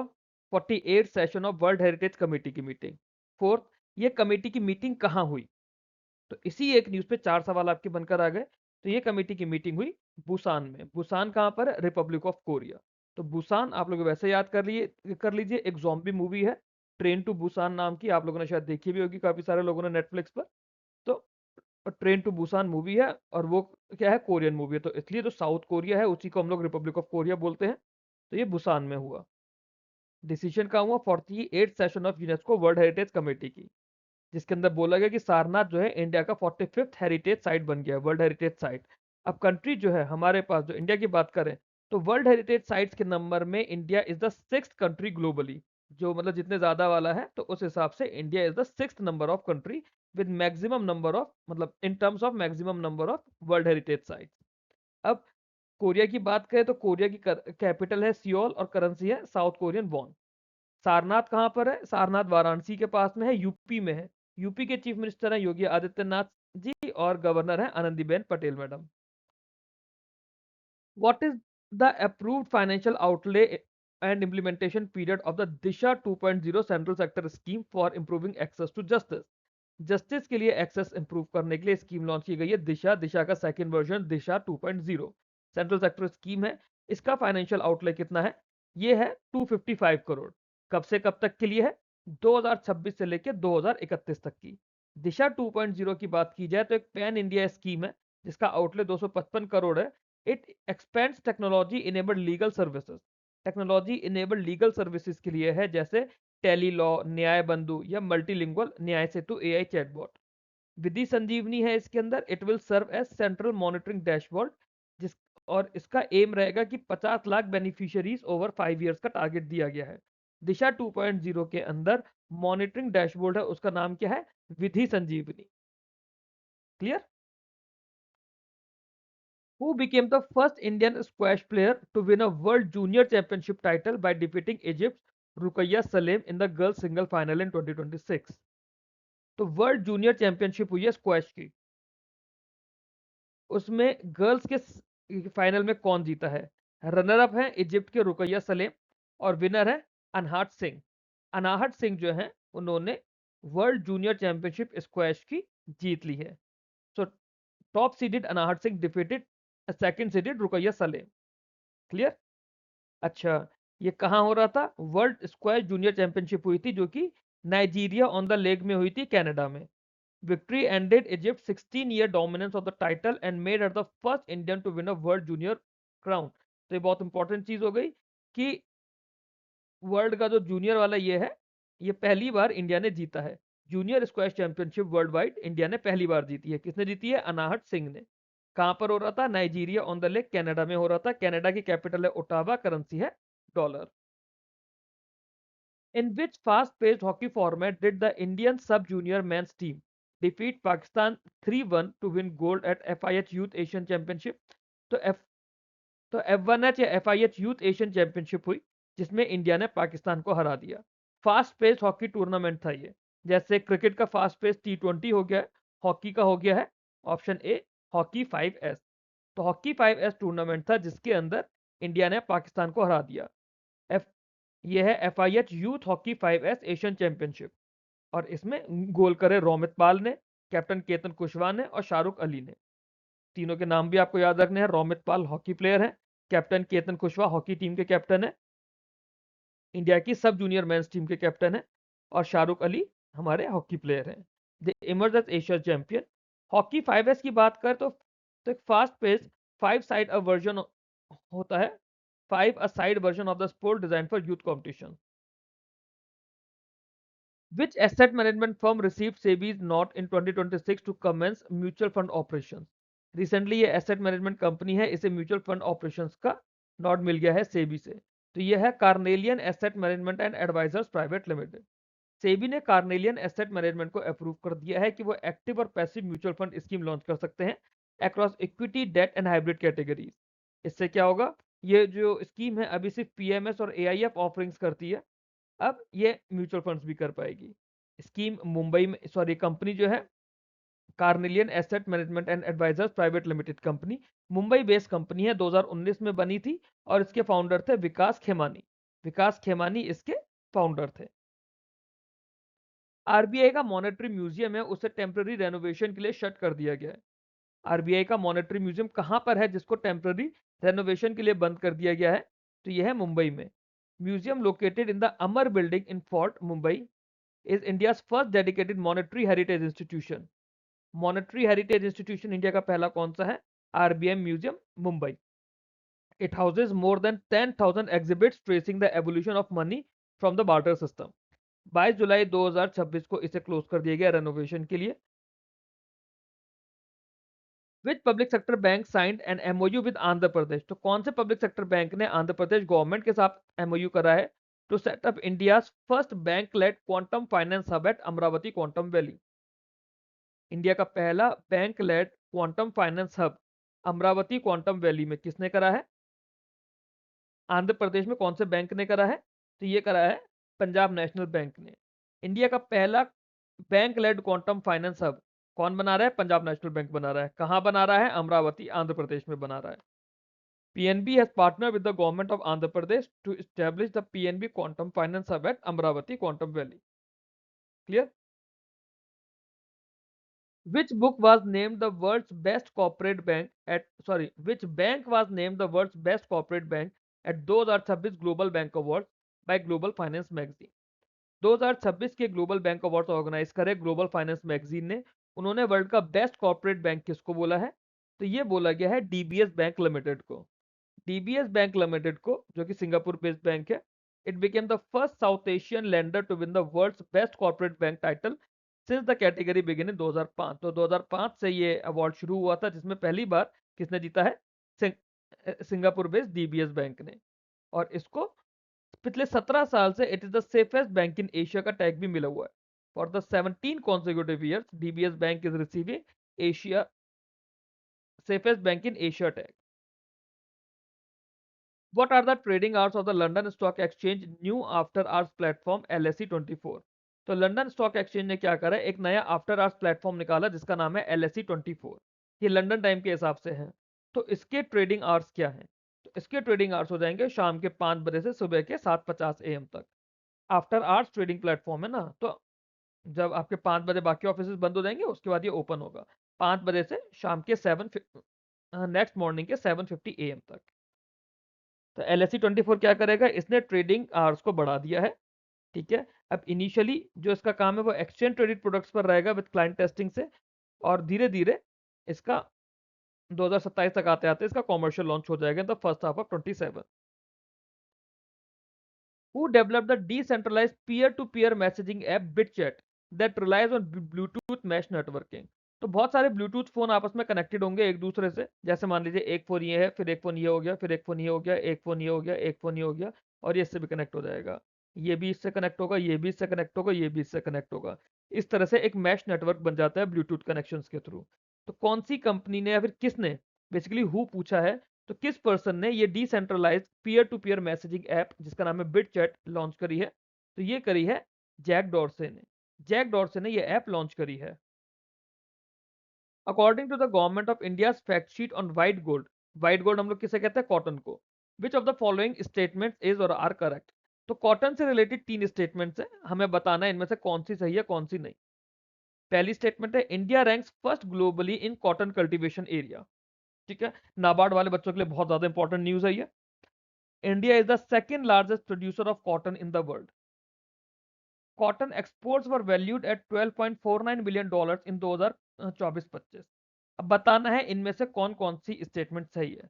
तो the correct answer is only 1 and 2। सिर्फ 1 और 2 स्टेटमेंट सही है, थर्ड स्टेटमेंट गलत है। एक बार करेक्शन देख लेते क्या है।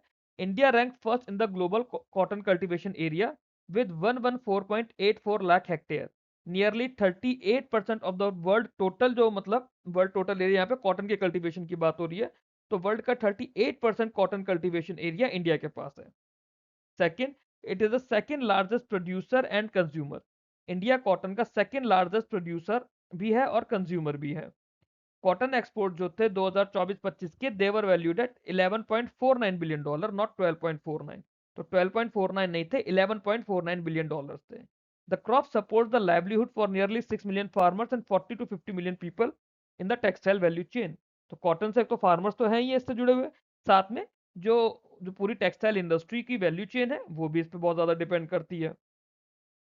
इसके अलावा इसी चीज से रिलेटेड एक न्यूज है, इस न्यूज का पार्ट नहीं है, सेपरेट न्यूज है, मैंने यहीं पर डाला है क्योंकि रिलेटेड है। एक कपास किसान ऐप है। कपास किसान ऐप क्या करती है, जो कॉटन फार्मर्स है ना, वो खुद को यहाँ रजिस्टर कर सकते हैं और एमएसपी प्रोक्योरमेंट स्लॉट्स बुक कर सकते हैं। कपास किसान ऐप जो कि कॉटन फार्मर्स के लिए है, ताकि वो खुद को सेल्फ रजिस्टर कर सके और एमएसपी प्रोक्योरमेंट स्लॉट बुक कर सके।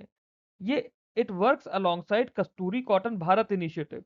गवर्नमेंट का एक कस्तूरी कॉटन भारत इनिशिएटिव है, उसके साथ में ये काम करता है, that promotes traceability and global branding of Indian cotton. जून 2026 की जो इसकी अपडेट आई थी कपास किसान ऐप की, वो ये था कि over 3 lakh bales have been certified under the branding programme. इसके अंदर 3 लाख से ज्यादा बेल्स, बेल्स मतलब कॉटन के जो रोल होते हैं पूरे, 3 लाख से ज्यादा cotton bales had been certified under the branding programme. ठीक है, तो पूरी न्यूज क्लियर हो गई अच्छे से। आगे चलते हैं। What is the name of the mine repurposing tool featured in India's first comprehensive report on scientific coal mine closure? Scientific coal mine closure के लिए इंडिया की पहली कॉम्प्रिहेंसिव रिपोर्ट आई है, उसमें माइन रिपर्पसिंग टूल का नाम लिया गया है। उसका क्या नाम है? So it is Suvikalp. Suvikalp is the name of the mine repurposing tool which was featured in India's first comprehensive report on scientific coal mine closure. Coal controller organisation की रिपोर्ट है ये। किसकी है? कोल कंट्रोलर ऑर्गेनाइजेशन की report है। ठीक है, उन्होंने एक डॉक्यूमेंट दिए, the scientific closure of 42 mines, और उन्होंने सुविकल्प क्या है? Sustainable utilisation of wasteland resources through intelligent planning. ये टूल है with the reclaim and lives framework. ठीक है, इसमें रिक्लेम फ्रेमवर्क है और लाइव्स फ्रेमवर्क है। 25% of the approved closure costs are now earmarked for community development. Ministry of Coal ने decide करा है to close 147 more mines scientifically in the next 2 to 3 years. ये भी इंपॉर्टेंट चीज है कि मिनिस्ट्री ऑफ कोल ने क्या टारगेट डिसाइड करा अगले 2 से 3 साल में कितनी माइंस को साइंटिफिकली क्लोज करना है। आंसर विल बी 147 माइंस या 147 मोर mines. Who has been appointed as United Kingdom's first dedicated minister for artificial intelligence? United Kingdom के first dedicated minister for artificial intelligence कौन है? ये Kanishka Narayan. Kanishka Narayan option E has become the United Kingdom's first dedicated minister for artificial intelligence. नाम से भी हमें पता चल रहा है ये इंडियन ओरिजिन की है, that means she is a Bihar born British Indian labour MP Kanishka Narayan. तो इंडिया में कहाँ से है ये? बिहार से है।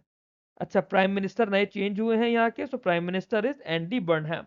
Andy Burnham is the prime minister of United kingdom. और हाँ, यूनाइटेड किंगडम के प्राइम मिनिस्टर है Andy Burnham. Raghuvanshi aerospace group ने अनाउंस करा है कि वो 600 करोड़ से ज्यादा का इन्वेस्टमेंट लेकर आए हैं to set up an integrated manufacturing facility.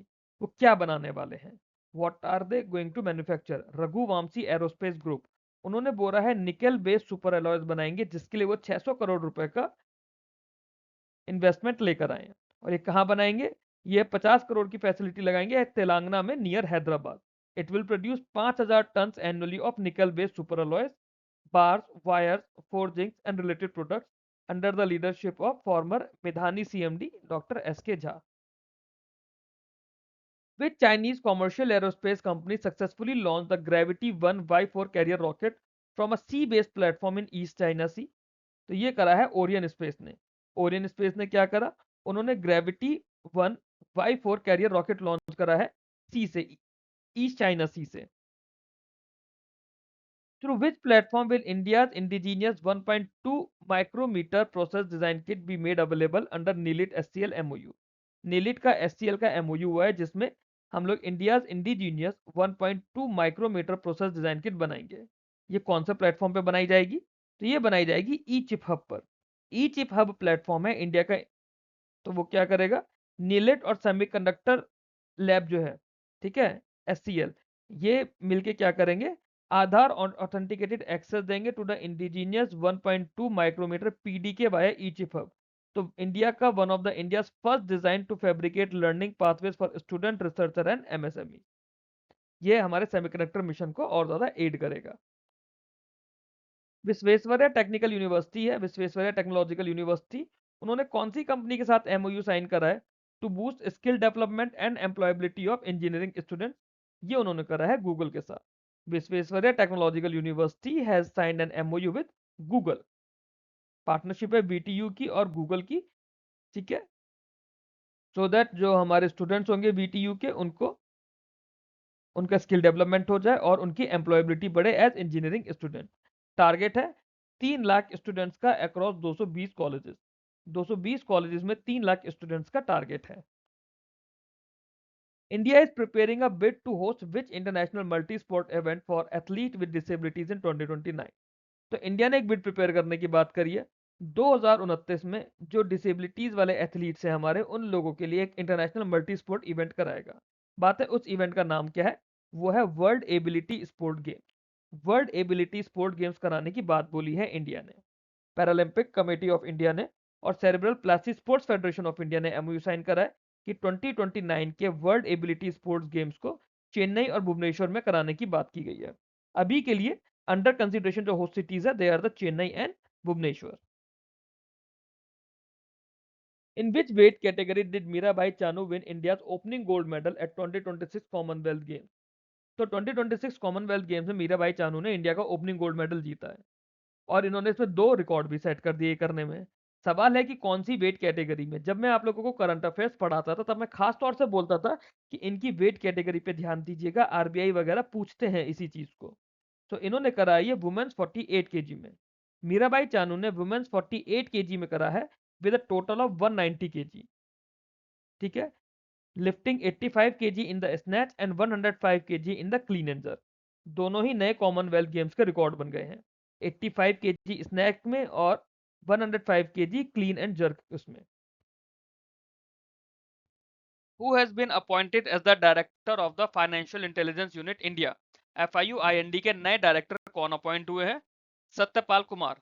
Satyapal Kumar has been appointed as the director of FIU, ठीक है। Which free trade agreement partner was the largest merchandise export destination in financial year 2025-26? तो ये अलग अलग हमारे फ्री ट्रेड पार्टनर्स हैं। तो 2025-26 financial year में सबसे ज्यादा मर्चेंडाइज एक्सपोर्ट हमारा कहां पर हुआ है? ये हुआ है आसियान नेशंस का। ASEAN emerge as the top FTA destination for Indian merchandise export. Total shipment यहाँ का $38.42 बिलियन हुआ है और इसके बाद आया है यूएई जिसका हुआ है 37.36। आसियान का 38.42, यूएई का 37.36। इंडिया का जो टोटल एक्सपोर्ट हुआ है, टोटल एक्सपोर्ट हमने पीछे किसी न्यूज में भी पढ़ा था, $863.1 बिलियन का हुआ है फॉर मर्चेंडाइज प्लस सर्विसेज का। तो ये ministry of commerce and industries ने ये डेटा दिया है। What is the name of the in-house rules engine launched by Axis Finance Limited? तो Axis Finance Limited ने एक in-house business rules engine launch करा है जिसका नाम है Axis Finance दृष्टि। Option E. Axis Finance दृष्टि क्या है? Internally developed business rules engine है जो कि ऑटोमेट और स्टैंडर्डाइज करेगा credit underwriting for retail and MSME loans using advance analytics and multiple data sources. ठीक है, तो क्रेडिट अंडरराइटिंग का प्रोसेस ऑटोमेटिकली हो जाएगा रिटेल और एमएसएमई लोन्स के लिए। शुरू में फर्स्ट फेज में सिर्फ पर्सनल लोन्स की बात करेगा, बिजनेस लोन्स की, लोन अगेंस्ट प्रॉपर्टी की और होम लोन्स की। Who has been appointed chairperson of the high powered task force constituted by the prime minister to recommend next generation reforms for public examination?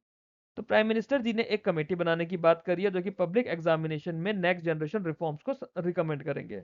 उस committee के chairperson कौन बनेंगे? तो वो बनेंगे नंदन नीलेकनी। नंदन नीलेकनी इंफोसिस के को फाउंडर हैं, टेक्नोलॉजी एक्सपर्ट है जो मल्टी डिसिप्लिनरी पैनल को हेड करेंगे। इंडिया के वेट लिफ्टर है ऋषिकांता सिंह चनम्बम। इन्होंने सिल्वर जीता है, countries first able bodied medal at Glasgow 2026, ठीक है। इन्होंने किस कैटेगरी में इन्होंने किस कैटेगरी में कंपीट करा? तो he competed in man 60 KG. Rishikanta Singh Chabambam इन्होंने 121 केजी लिफ्ट किया इन द स्नैच, ये एक नया कॉमनवेल्थ गेम्स का रिकॉर्ड बन गया है।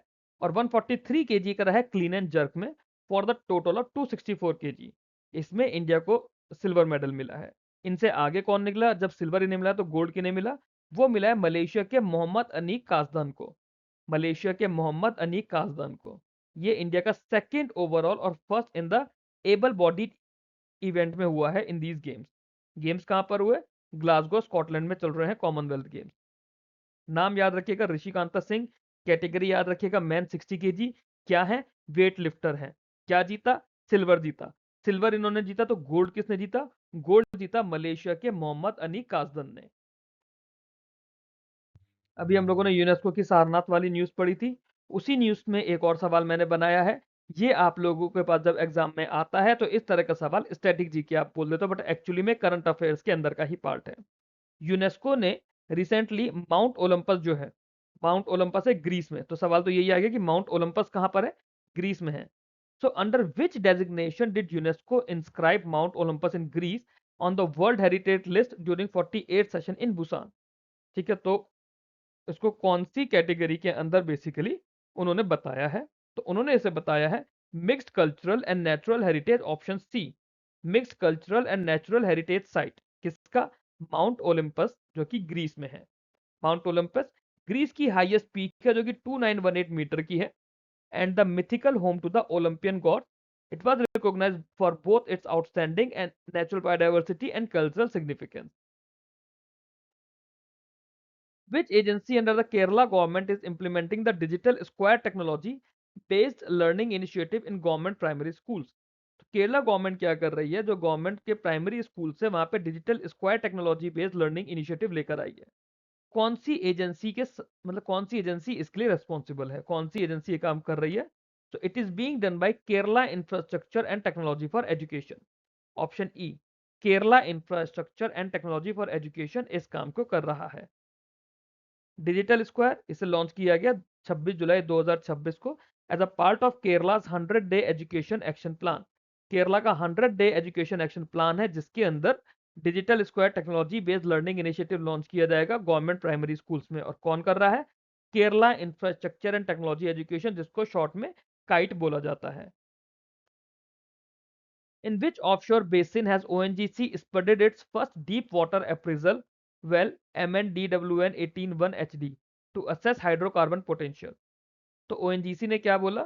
वो एक डीप वाटर अप्रेजल वेल अपनी गाड़ रहे हैं। कहां पर गाड़ रहे हैं? कौन से बेसिन में गाड़ रहे हैं? वेल का नाम तो ये है, तो ये नाम तो वेल ये है Mahanadi offshore basin. Mahanadi offshore basin के अंदर ONGC has spotted their first deep water appraisal well. क्यों? हाइड्रोकार्बन पोटेंशियल को असेस करने के लिए ये बात बोली गई है। Under which national mission was the deep data mobile application for documenting deep sea marine deep sea marine biodiversity? ये आईसीआर ने डेवलप करी है। तो आईसीआर ने कौन से मिशन के अंदर डीप डेटा मोबाइल एप्लीकेशन बनाई है for documenting deep sea marine biodiversity? तो ये इन्होंने बनाई है डीप ओशन मिशन के under. Under which national mission was the deep data mobile application for documenting deep sea marine deep sea marine biodiversity? ये ICR ने डेवलप करी है। तो आईसीआर ने कौन से मिशन के अंदर डीप डेटा मोबाइल एप्लीकेशन बनाई है for documenting deep sea marine biodiversity? तो ये इन्होंने बनाई है डीप ओशन मिशन के अंडर। श्री केशव चंद्र ये ऑगमोट कैडर के आईएएस ऑफिसर थे। इन्होंने सेक्रेटरी का चार्ज लिया है। कौन सी मिनिस्ट्री के सेक्रेटरी बने हैं श्री केशव चंद्र? तो ये बने हैं मिनिस्ट्री ऑफ माइंस के। मिनिस्ट्री ऑफ माइंस के नए सेक्रेटरी बने हैं श्री केशव चंद्र। Under which national mission was the deep data mobile application for documenting deep sea marine deep sea marine biodiversity? ये आईसीआर ने डेवलप करी है। तो आईसीआर ने कौन से मिशन के अंदर डीप डेटा मोबाइल एप्लीकेशन बनाई है for documenting deep C marine biodiversity? तो ये इन्होंने बनाई है डीप ओशन मिशन के अंडर। नेक्स्ट क्वेश्चन देखते हैं। एसबीआई लाइफ इंश्योरेंस कंपनी को प्रिंसिपल पार्टनर बनाया गया है इंडियन कंटीजेंट का। कौन सा स्पोर्टिंग इवेंट के लिए किया गया है? एफबीआई लाइफ इंश्योरेंस कंपनी को कौन से स्पोर्टिंग इवेंट का प्रिंसिपल पार्टनर बनाया गया है? ये बनाया गया है 2026 पैरा स्पोर्ट्स सीजन के लिए। 2026 पैरा स्पोर्ट्स सीजन के लिए इंडियन कंटिजेंट का प्रिंसिपल पार्टनर कौन बना है? SBI life. इसके अंदर क्या होगा? जो पैरालंपिक कमेटी ऑफ इंडिया है, वो एक ऑफिशियल लाइफ इंश्योरेंस पार्टनर देख रही थी, जो कौन बना है? FBI life insurance. तो ये कॉमनवेल्थ पैरा गेम्स और एशियन पैरा गेम्स 2026 दोनों के लिए SBI life is the principal partner.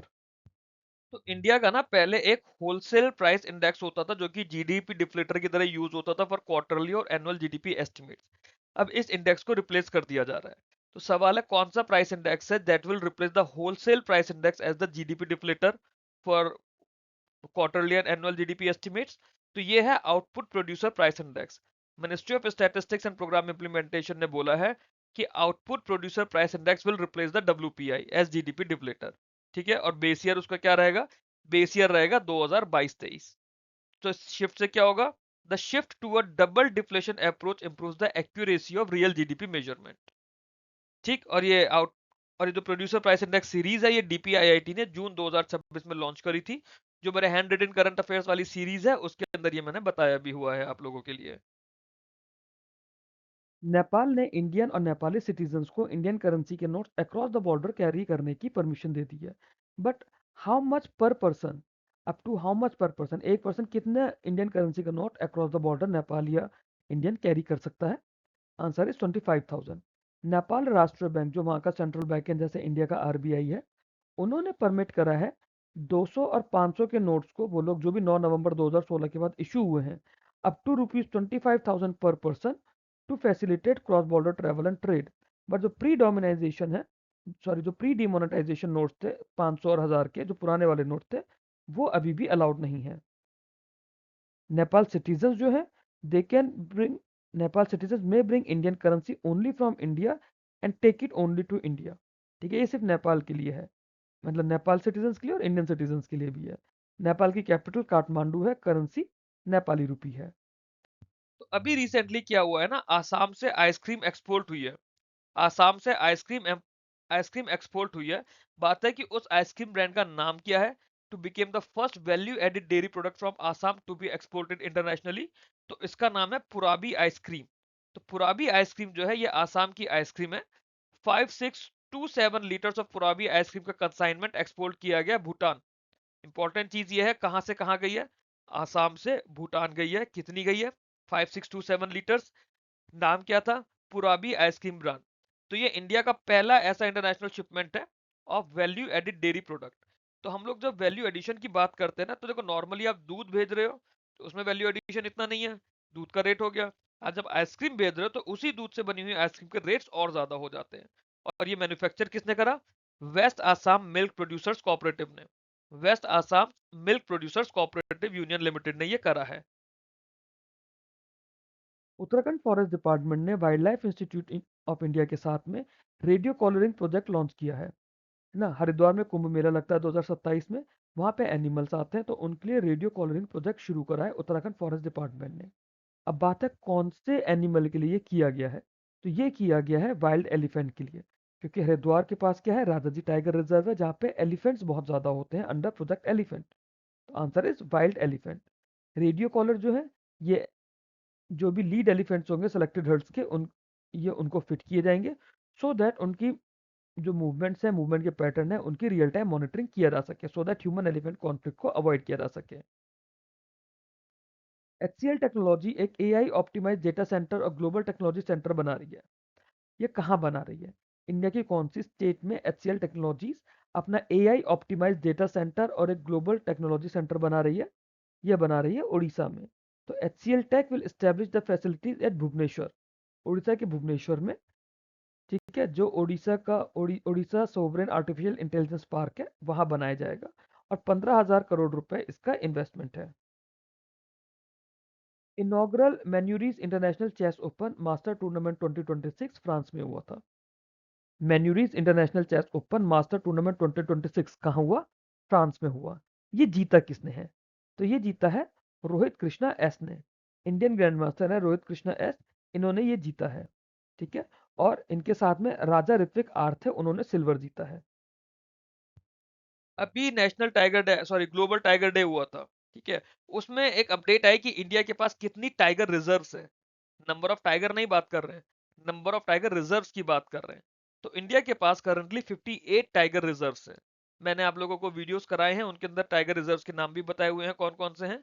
India has now 58 tiger reserve, और एस्टिमेट किया गया है 3682 टाइगर्स। तो ये भी इंपॉर्टेंट है क्योंकि हमारा मिशन टाइगर भी हुआ है, जिसके लिए हम लोगों ने national big cat alliance launch करा था।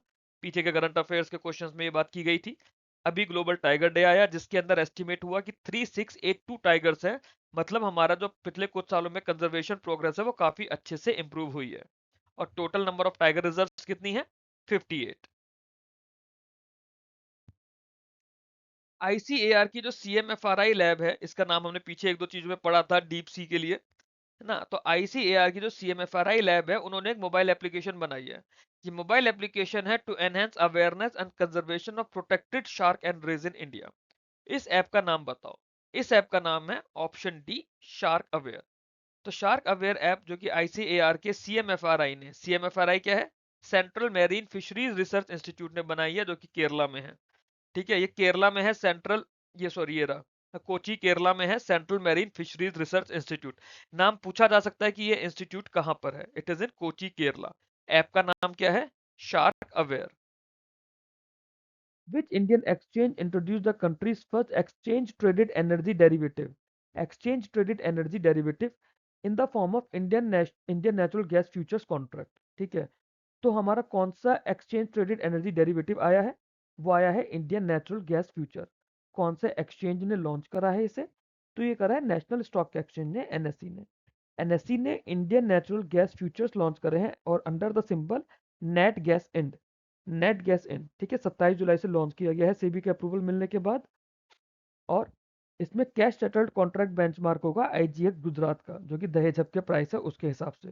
ट्रेडिंग यूनिट जो होगी वो 250 MMBTU होगी और एनएससी इसका सारे सेटलमेंट की क्लियरिंग को हैंडल करेगा। एनएससी 1992 में बना था, हेडक्वार्टर इसका मुंबई में है। व्योना फिनटेक को भारत कनेक्ट, जिसे हम लोग पहले बीबीपीएस बोलते थे, तो भारत कनेक्ट का अप्रूवल मिला है to function in which role. Vyona fintech कौन से रोल में काम करेगा? It will function as customer operating unit. Hyderabad based fintech firm है ये, जो कि कस्टमर ऑपरेटिंग यूनिट का सर्टिफिकेशन मिला है।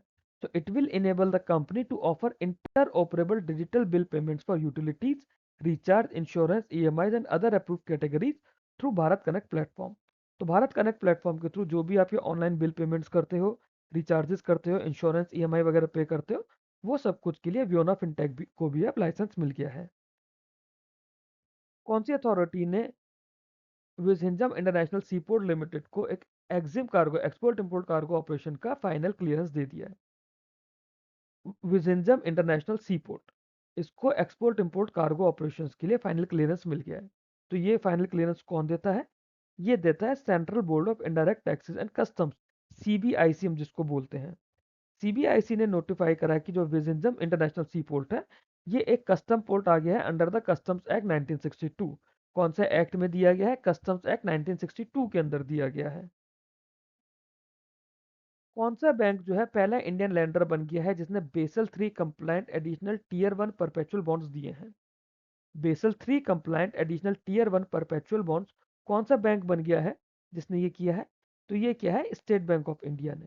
स्टेट बैंक ऑफ इंडिया ने 5,000 करोड़ रुपए रेज करे हैं थ्रू 81 परपेचुअल बॉन्ड्स, जो कि 5 ईयर के कॉल ऑप्शन के साथ है, as a part of larger 60,000 crore capital raising programme. Financial year में एसबीआई ने बोला कि उसे 60,000 करोड़ कैपिटल रेज करनी है, उसमें से 5,000 करोड़ उसने 81 परपेचुअल बॉन्ड्स के थ्रू रेज कर ली है। Which state government introduced E0 FIR system allowing cyber financial fraud victims to file complaints without visiting a police station? कौन से स्टेट गवर्नमेंट ने E0 FIR सिस्टम लॉन्च करा है जिसमें साइबर फाइनेंशियल फ्रॉड अगर किसी के साथ होता है तो without visiting a police station आपकी एफआईआर हो जाएगी? तो वो करा है गुजरात ने। Second BRICS science academics forum meeting हुई है जिसमें 3C अप्रोच की बात की गई है। दो सवाल हैं, पहला ये मीटिंग कहाँ हुई है, दूसरा 3C अप्रोच का क्या मतलब है। तो पहले 3C अप्रोच का मतलब समझते हैं, वो है collective, collaborative and context sensitive. Second BRICS science academics forum meeting 2026 कहाँ पर हुई? आईआईटी हैदराबाद में हुई। ठीक है, आईआईटी हैदराबाद के इंडियन नेशनल साइंस एकेडमी में हुई है। ब्रिक्स की प्रेसिडेंसी इंडिया के पास थी। इसमें 3C अप्रोच पे फोकस किया गया। 3C अप्रोच क्या थी? Collective, collaborative and context sensitive approach. किस चीज के लिए थी ये? AI for sustainable development and global south cooperation. किसके लिए? AI for sustainable development and global south cooperation. India Europe sorry Europe India textile and apparel dialogue हुआ। ठीक है, इसको सीआईआई ने कौन सी यूरोपियन ऑर्गेनाइजेशन के साथ मिलकर ज्वाइंटली लॉन्च किया है? तो ये किसने किया है? European apparel and textile confederation ने। तो confederation of Indian textile industry ने और European apparel and textile confederation ने मिलकर European union India textile and apparel dialogue करा है। और ये कहाँ पर हुआ है? ये डायलॉग हुआ था during Bharat Tex in New Delhi. किस लिए हुआ था? To support implementation of the India European union free trade agreement. Bangladesh के एक्टिंग प्रेसिडेंट कौन बने हैं after the resignation of the president Mohammed Shahabuddin? Mohammed Shahabuddin ने रिजाइन कर दिया है, तो नए एक्टिंग प्रेसिडेंट बने हैं हाफिज उद्दीन अहमद। हाफिज Uddin Ahmad. During 13th integrated test flight, SpaceX Starship successfully deployed how many next generation Starlink version 3 satellite? 13 integrated test flight हुई है SpaceX के स्टारशिप की, तो उन्होंने स्टारलिंक वर्जन 3 की कितनी नेक्स्ट जनरेशन सैटेलाइट्स को डिप्लॉय किया है? तो ये क्या है? 20 सैटेलाइट्स को, ऑप्शन ए। बिहार के अंदर कहां पर national skill training institute for women का जो पटना है ना, पटना का जो national skill training institute for women है, उसका परमानेंट कैंपस बनाया जा रहा है? तो बिहार में कहाँ बनाया जा रहा है? वो बनाया जा रहा है भीटा नाम की जगह पर, या बिहटा नाम की जगह पर बनाया जा रहा है। नासा ने एक एआई पावर्ड मिशन प्रपोज करा है for first ever direct collection and in situ analysis of particles from Saturn ring. ठीक है, एआई पावर्ड मिशन है, first ever AI powered mission हो गया जो कि सैटर्न के रिंग्स से डायरेक्टली कलेक्शन करेगा और इन सितु एनालिसिस करेगा। उस मिशन का नाम क्या है? उस मिशन का नाम है प्राक्सिस या फिर पीआर एक्सिस। प्राक्सिस या PR axis, that is planetary rings autonomous exploration with in situ sampling. एक AI powered bio inspired robotic concept है जिस जो कि फेज 1 के लिए सिलेक्ट हो गया है of the NASA innovative advance concept 2026 programme. ठीक है। इंजीनियर्स इंडिया लिमिटेड ने कौन सी ऑर्गेनाइजेशन के साथ एमओयू साइन करा है to collaborate in mineral processing, extractive metallurgy और क्रिटिकल मिनरल वैल्यू चेन? तो ये करा है India sorry engineers India limited ने सीएसआईआर के institute of minerals and material technology के साथ में।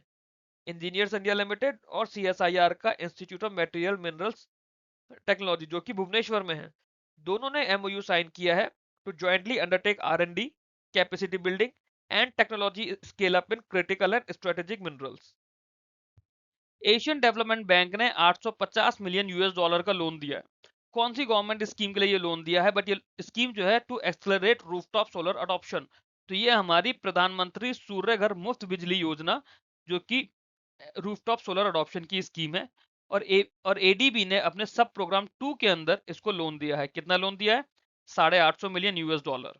ठीक है। इस स्कीम का जो टारगेट है ये मिडिल इनकम हाउस होल्ड मतलब 10 मिलियन मिडिल और लो इनकम हाउस होल्ड के लिए था कि 30 गीगावाट की रेसिडेंशियल कैपेसिटी के इन्हें सोलर पावर जनरेट करनी है फाइनेंशियल ईयर 26-27 में।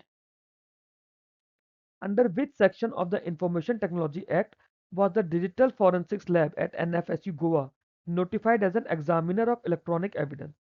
बहुत इंपॉर्टेंट सवाल है आफ्टर द सीजेपी प्रोटेस्ट, ये सवाल बहुत ज्यादा इंपॉर्टेंट हो जाता है।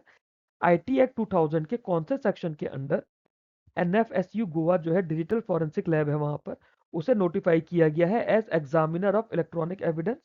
तो ये किया गया है under section 79 A.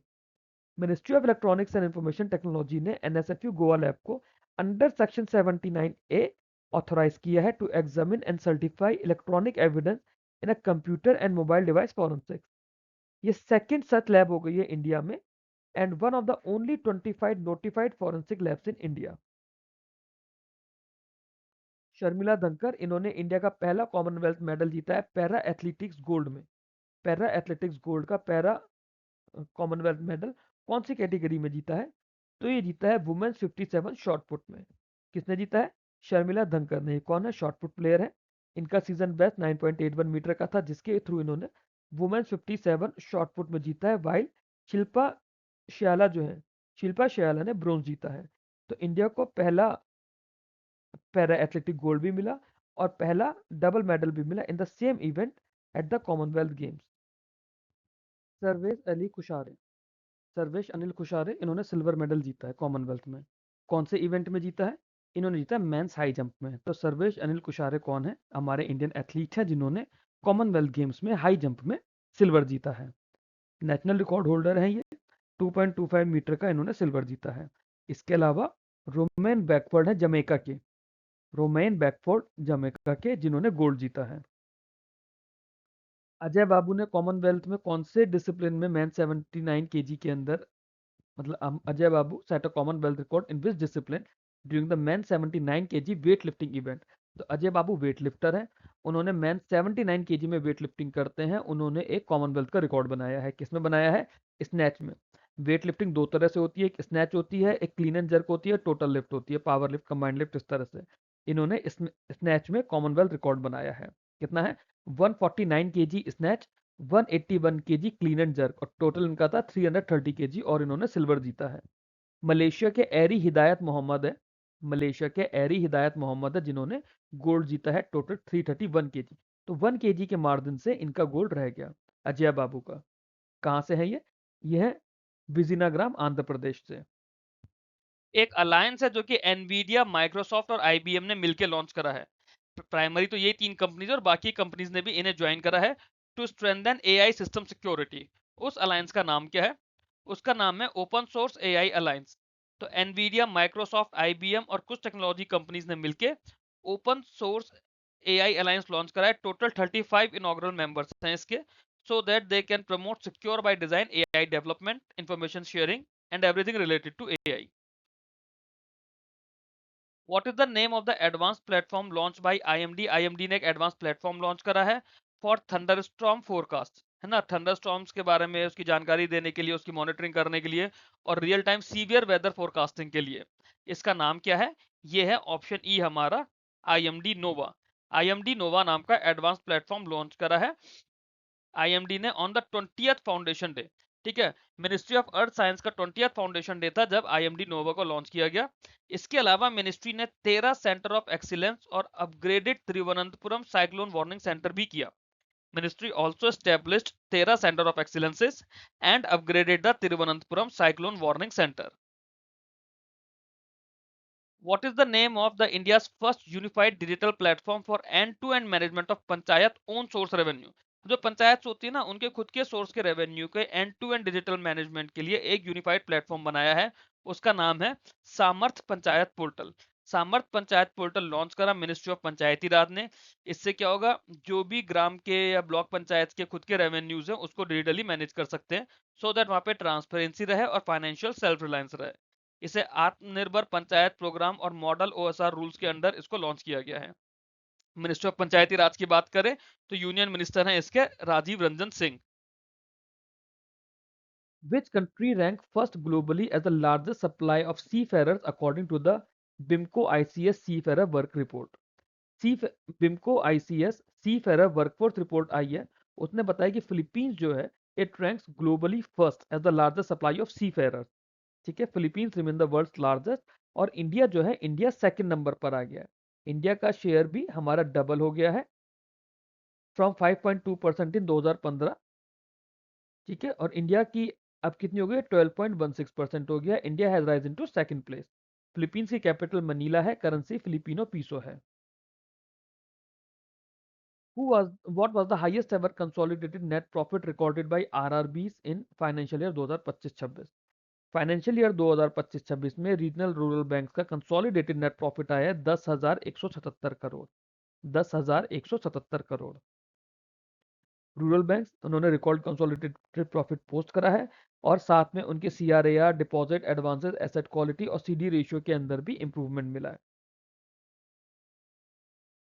How much monthly financial assistance will eligible women receive under Delhi Lakshmi योजना? दिल्ली लक्ष्मी योजना दिल्ली गवर्नमेंट की है, जिसमें एलिजिबल वुमेन्स को मंथली फाइनेंशियल असिस्टेंस दिया जाएगा। वो कितना दिया जाएगा? वो दिया जाएगा मंथली 2,500 रुपए का। Delhi Lakshmi Yojana provide 2,500 rupees per month to eligible women age 21 से 60 years whose annual family income does not exceed 2.5 lakh with budgetary allocation of 5,110 crore for 2026-27। who became the first Indian athlete to win a medal in men's 10,000 meter event at Commonwealth Games during 2026 Glasgow edition? तो mains का 10,000 metre event मतलब 10 kilometre की race हुई, जिसके अंदर कौन से Indian athlete है फर्स्ट इंडियन एथलीट जिन्होंने मेडल जीता है कॉमनवेल्थ गेम्स के 10,000 मीटर इवेंट में? वो जीता है गुलवीर सिंह ने। Gulveer Singh won silver in the men's 10,000 metre with the timing of 27:49:78, और फर्स्ट इंडियन बन गए हैं जिन्होंने ये इस इवेंट में मेडल जीता है। और जो ऑस्ट्रेलिया के की रॉबिन्सन है, उन्होंने इसमें गोल्ड जीता है। ऑस्ट्रेलिया के की रॉबिन्सन ने गोल्ड जीता है, गुलवीर सिंह ने सिल्वर जीता है। श्री एनगुलखम जोथम गांगते, एनगुलखम जाथोम गांगते, ये कौन सी कंट्री के लिए हमारे एम्बेसडर बने हैं? तो ये बने हैं मैक्सिको के।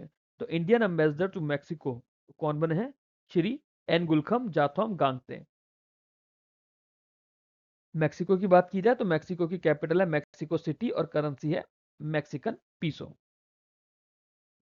इंडियन रेलवे ने पहला direct commercial container free train चलाई है। पहली direct commercial container freight train चलाई है कोलकाता से नेपाल। कोलकाता पोर्ट से जाएगी नेपाल में, कहां तक जाएगी? नेपाल में जाएगी बीरतनगर कस्टम्स यार्ड तक। Answer is Biratnagar customs yard. तो पहली डायरेक्ट कॉमर्शियल कंटेनर ट्रेन जिसमें 40 वैगन्स थे, वो कोलकाता पोर्ट के कनोला से चलकर बीरतनगर कस्टम्स यार्ड तक गई है under revise India Nepal rail transit protocol. तो इससे क्या होगा, जो बॉर्डर ट्रांसशिपमेंट है उसकी नीड नहीं रहेगी। जो भी सर्विसेज है वो डायरेक्टली पोर्ट से नेपाल तक सीधे बीरतनगर पहुंच जाएगा। तो इससे क्या होगा, नेपाल के लिए ट्रांजिट टाइम कम हो जाएगा और लॉजिस्टिक्स की कॉस्ट भी कम हो जाएगी।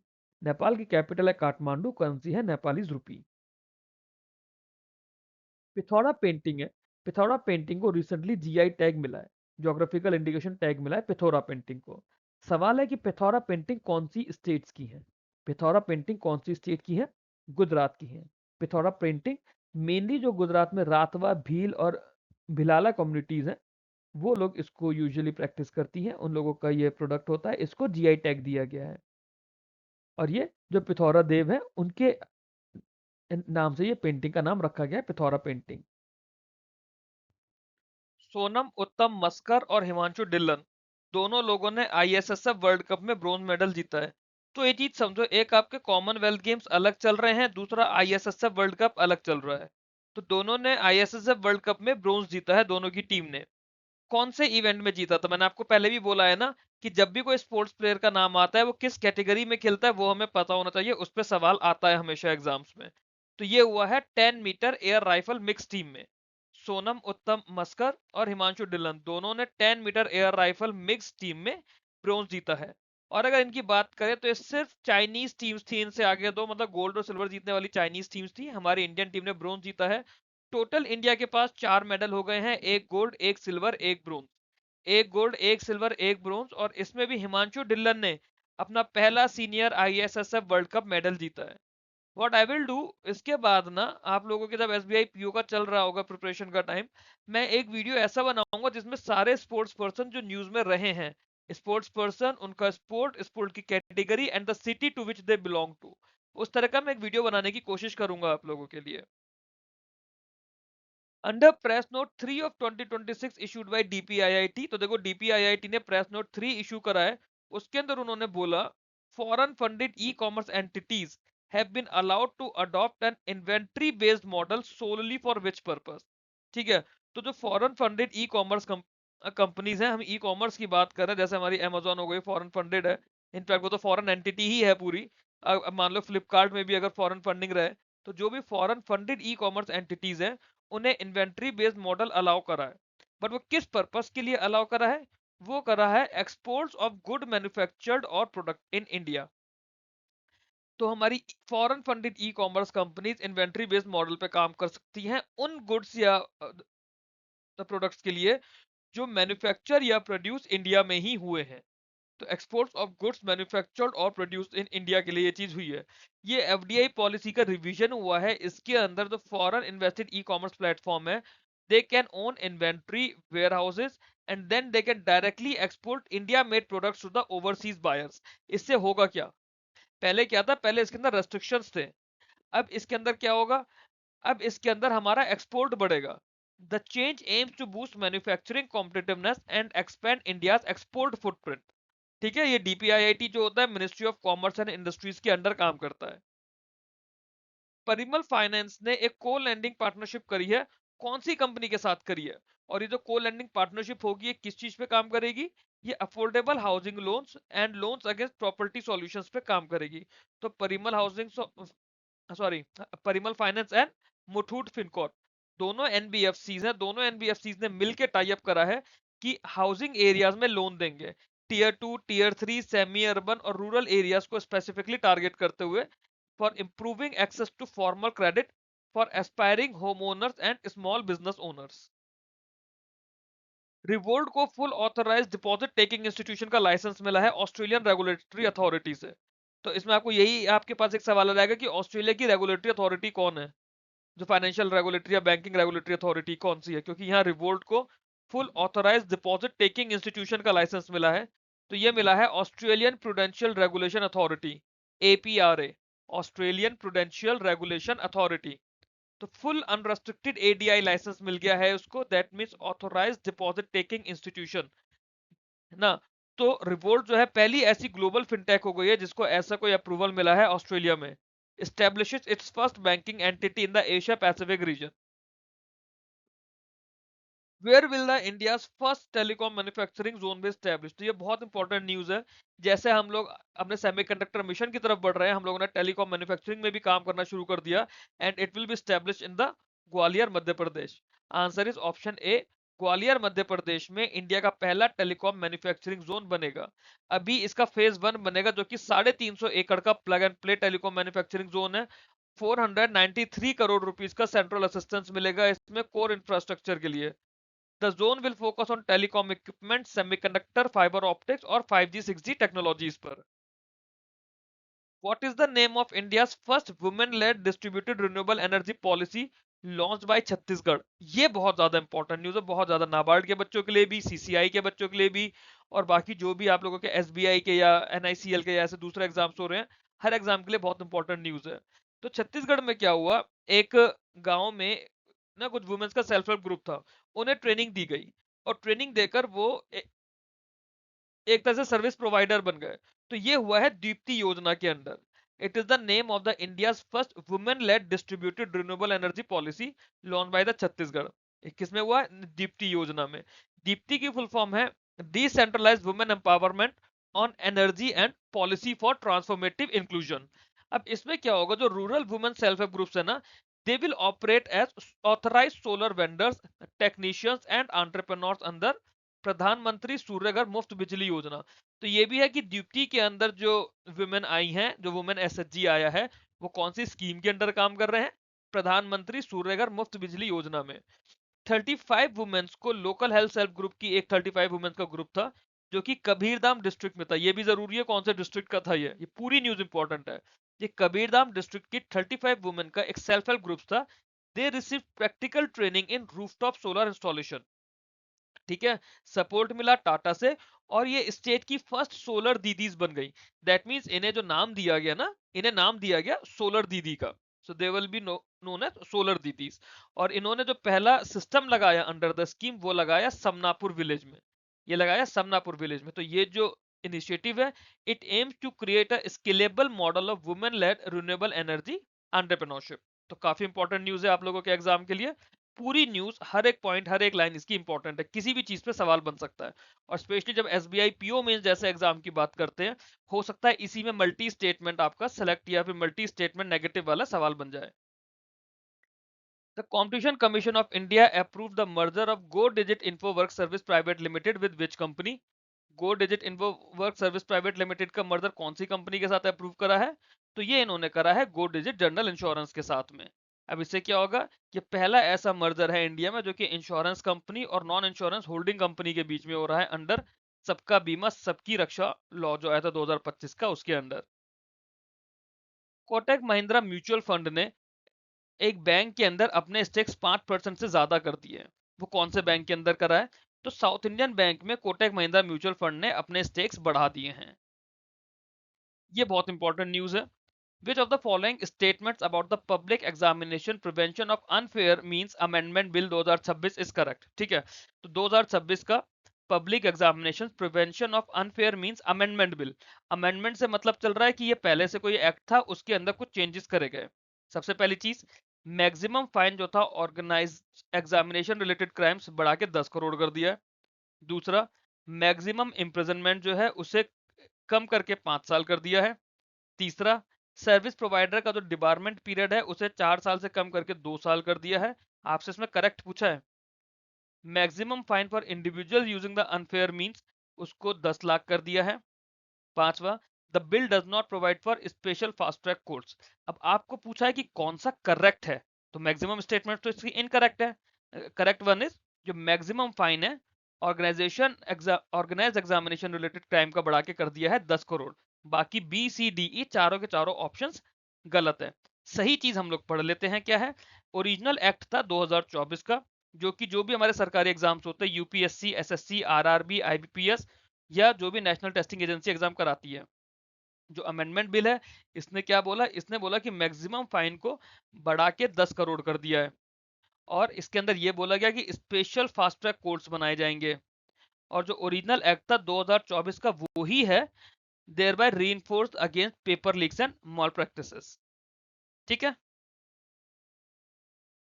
तो इसके साथ हमारा जुलाई का 4th वीक कंप्लीट होता है। और अब जुलाई के कंप्लीट मैंने आप लोगों को रफली 550 के आसपास के एमसीक्यूज कराए हैं। इसके बाहर आई डोंट थिंक जुलाई में कुछ भी बनता है। अपार्ट फ्रॉम दिस, जुलाई की जो ओबिचुअरीज में आप लोगों को कराऊंगा, जो डेज ऑफ नेशनल और इंटरनेशनल इंपॉर्टेंस में आप लोगों को करवाऊंगा, वो चीजें जरूरी होंगी। वो अलॉन्ग विद दीज वीडियोस आप लोगों के लिए कंप्लीट जुलाई का एक पैकेज बन जाएगा आपके आने वाले हर एग्जाम के लिए। वीडियो अच्छा लगा हो तो वीडियो को लाइक करके चैनल को सब्सक्राइब कीजिए, शेयर कीजिए अपने बाकी दोस्तों के साथ। Your support will keep me motivated. Thanks for watching this. Keep learning, keep growing.